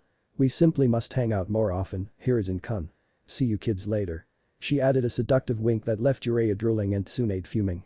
132 minutes and 4 smacks to the head later, Team Sarutobi found themselves in the restaurant district. The three teens had taken turns pointing out everything to Naruto that they could through their journey of the Leaf Village. The Uzumaki had never realized how big Konoha had been 38 years ago. Orochimaru had pointed out the scroll stores where a variety of jutsu was sold to the general public and other weapon shops. Tsunade led them to the hospital, but not in it as Naruto's appearance might cause a scene and told them how she had been accepted for an apprenticeship there. Jiraiya showed them the library and multiple bookstores, both of which contained many books that his clan had published over the years. In one of the bookstores, Sarutobi spied a favorite manga of his, but when he went to go pick one up, Jiraiya seemed very interested in moving the group elsewhere. It was now approaching dusk, and Team Sarutobi made their way to the restaurant that Shinsui had mentioned earlier. Naruto thought he saw his second sensei in an ice cream parlor, eating what appeared to be his 7th chocolate and strawberry banana sundae. But when he looked again, the booth was empty. Shrugging, he jogged slightly to catch up to his team. Shinsui let himself down from the ceiling where he had hid himself from Naruto. He was supposed to have reported to his brother hours ago and didn't put it past the kid to get him in trouble. Looking at his watch, he ran out the back exit to beat them to Shinro's. Naruto could just make out a neon sign that said Shinro's Barbeck when Jiraiya suddenly stopped in his tracks, a look of horror etched on his face. What's the matter, Jiraiya-kun? Orochimaru asked in concern. I sense a disturbance in the force. A great evil is making its way closer and closer. Jiraiya darted his eyes everywhere. The other three teens were confused by what he meant, but Sarutobi had an inkling. The knowing smile present on his face, Sarutobi said, I think he's talking about his. Jiraiya-kun. A loud female voice said from behind them. Jiraiya turned around. And got a face full of enormous cleavage. Arms wrapped around him and lifted him up, preventing his escape. The woman was about 2 inches shorter than Sarutobi and wore a blue and red kimono. She had absolutely gorgeous platinum hair that was a combination of white, silver, and shining platinum. I've missed you, Jiraiya-kun. If I didn't know any better, I'd say you were avoiding your favorite auntie. But you'd never do that. No, no, no. As she said this, she flung him around in her arms like a dog with a stake in its teeth. Rumph. Jiraiya protested in mumbled panic, kicking his legs wildly. This disturbing scene went on for nearly a minute when Sarutobi finally spoke up. Excuse me, Ryu-san, but I think Jiraiya needs to breathe. The large busted woman stopped and stared at the Jonin before realizing that the human hostage she held against her bosom, slowing down his attempts for freedom. Ah. So sorry, Jiraiya-kun. You know how I get around my favoritist cutest nephew. I just can't help myself, she said as she dropped Jiraiya to the ground where he began gulping great lungfuls of air into his lungs. The white-haired teenager allowed his heartbeat to return to normal before answering. It's alright, Auntie Rai. I just wish you wouldn't embarrass me so much in front of my team. Ryu looked at the other 4 members of Team 3. Aha. So you 3 must be Tsunade Haim, Orochimaru team and Hiruzen-sensei I've heard so much about. But I'm afraid Jerk-kun has never mentioned you before, she said to Naruto. Holy hell. Her tits are just as big as Tsunade's will be. Naruto then realized she was talking to him. He shook his head and answered her. "My name is Uzumaki Naruto," he said with a polite bow, "and I was just placed on Jiraiya's team today." Ryu beamed wildly. "It's super awesome to meet you all. My name is Mikuru Ryu. Not only am I Jiraiya-kun's favorite auntie, but I'm also the super successful authoress of." She reached into her kimono and brought out a comic book. The super popular Sex Utopia. It was a red and blue covered manga that had a very scantily covered beautiful girl posing sexily and winking outward to the reader. Naruto could make out a warning on the cover that said, "Absolutely not intended for minors unless otherwise specified." He briefly wondered what that meant. Hiruzen's eyes nearly popped out of his head when he saw that it was the latest edition, not even released in stores yet. He absolutely had to have it. But he couldn't make a scene in front of his students. 3 of them already suspected him of being a closet pervert. No need to ruin Naruto's image of him. Thankfully, Jiraiya spoke up. Yes, Auntie Rai. Everybody knows how you made a fortune selling a very graphic hentai. Unfortunately, we have to go meet Shinsui-sama at Shinro's. We'll have to hang out later, he said with a sad puppy dog pout that fooled no one. Oh pooh, Ryu said in a huff. I was on my way to see my publisher anyway. It's been 3 months since I wrote a new chapter and my readers are getting very huffy. She looked at Tsunade and gave a suggestive wink. You should come model for me sometime, cutie. See you later. She called as she began walking down the street, receiving many catcalls from men and jealous looks from women. Score. Sarutobi thought exuberantly in his head. The next part was coming out soon. Sorry about that, guys, Jiraiya said to his teammates. My aunt can get a little over happy to see me. Probably because I'm the only one in the family who likes her work. Tsunade looked at him in confusion. Is your aunt gay? She asked uncomfortably. Nah. She's bi, Jiraiya said nonchalantly. The growling noise came from Orochimaru's stomach. He blushed deeply. Can we please go to the restaurant now? Hells yeah. Tsunade agreed. I'm frickin' starving. Just as the group started walking again. Yo. Hiruzen. A male voice called out. Oh for the love of crap. Tsunade said angrily. Looking behind them yet again, the team saw a man in his early 30s making his way down the street, 2 other people behind him. The Haru said you got a new kid, so I came to meet him. The man speaking wore glasses on his face and had a brown pointed goatee on his chin. He wore a black Jonin vest over a deep blue muscle shirt. His black pants seemed to have even more pockets than Naruto's camouflage ones did. He had a metal arm brace on each arm. Humming to a stop before Team Sarutobi, the man pushed his glasses up his nose with the heel of his hand. Sarutobi smiled at the man. Naruto, this is my other genin teammate, Midokado Himura. Himura, this is Uzumaki Naruto, the newest addition to my team. The blonde and brunette bowed to each other. Naruto heard a snort of laughter come from both Jiraiya and Tsunade. Looking behind Himura, Naruto saw the spitting image of Sakura in male form. Large forehead, green eyes, and bubblegum pink hair in a style similar to Kakashi's. Yeah. Laugh it up you brats, the pink-haired man said in contempt. But we'll see who's laughing when I kick your scrawny asses 12 ways to Sunday. He had a navy blue Chunin vest over a white-collared shirt. He wore crimson jeans with several holes torn in them and black sandals. At his left side was a katana with the kanji for badass written multiple times on the hilt. My name is Haruno Katetsu, and I despise people who laugh at my hair, he said to Naruto with a scowl on his face. The blonde smiled with understanding. It's okay. I knew someone just like you in my hometown. We were pretty good friends actually. Katetsu smiled at Naruto. You're okay kid, he said as he extended his hand which Naruto shook. When they finished shaking, Katetsu looked back to his black-haired female teammate who had kept behind Himura as though afraid of the younger teens. They're not gonna bite, Emi. Come introduce yourself. She shuffled forward silently while her fingers tapped together in nervous embarrassment. She wore a gray and white baggy jacket under her black Chunin vest. Ayano, she said quietly as she briefly looked into Naruto's eyes, showing her deep obsidian eyes for only a second. My name is Ichihei Emi, and I don't like loud noises or mean people. Well you're the nicest Uchiha I've ever met. It's a pleasure to meet you, Emi-san, Naruto said to her kindly. Good lord. It's like Hinata and Sasuke had a kid. Yeesh. But she's a nice girl nonetheless. Thank you, Naruto-san, she said as she blushed crimson. Sarutobi looked around intently, searching for the third teammate. Where's Kabuto at? He asked Himura. Himura shrugged. He saw some new shuriken at Itsutsu's that he just had to have. Looking over his shoulder, he said, he should be along there he is. The Jonin said as a blur came running down the dirt road. The missing teammate came skidding to a halt in front of Naruto. His spiky blonde hair was ruffled from running and his blue eyes twinkled with laughter. He stuck his hand out to Naruto. Nice to meet you. My name is Namikaze Kabuto.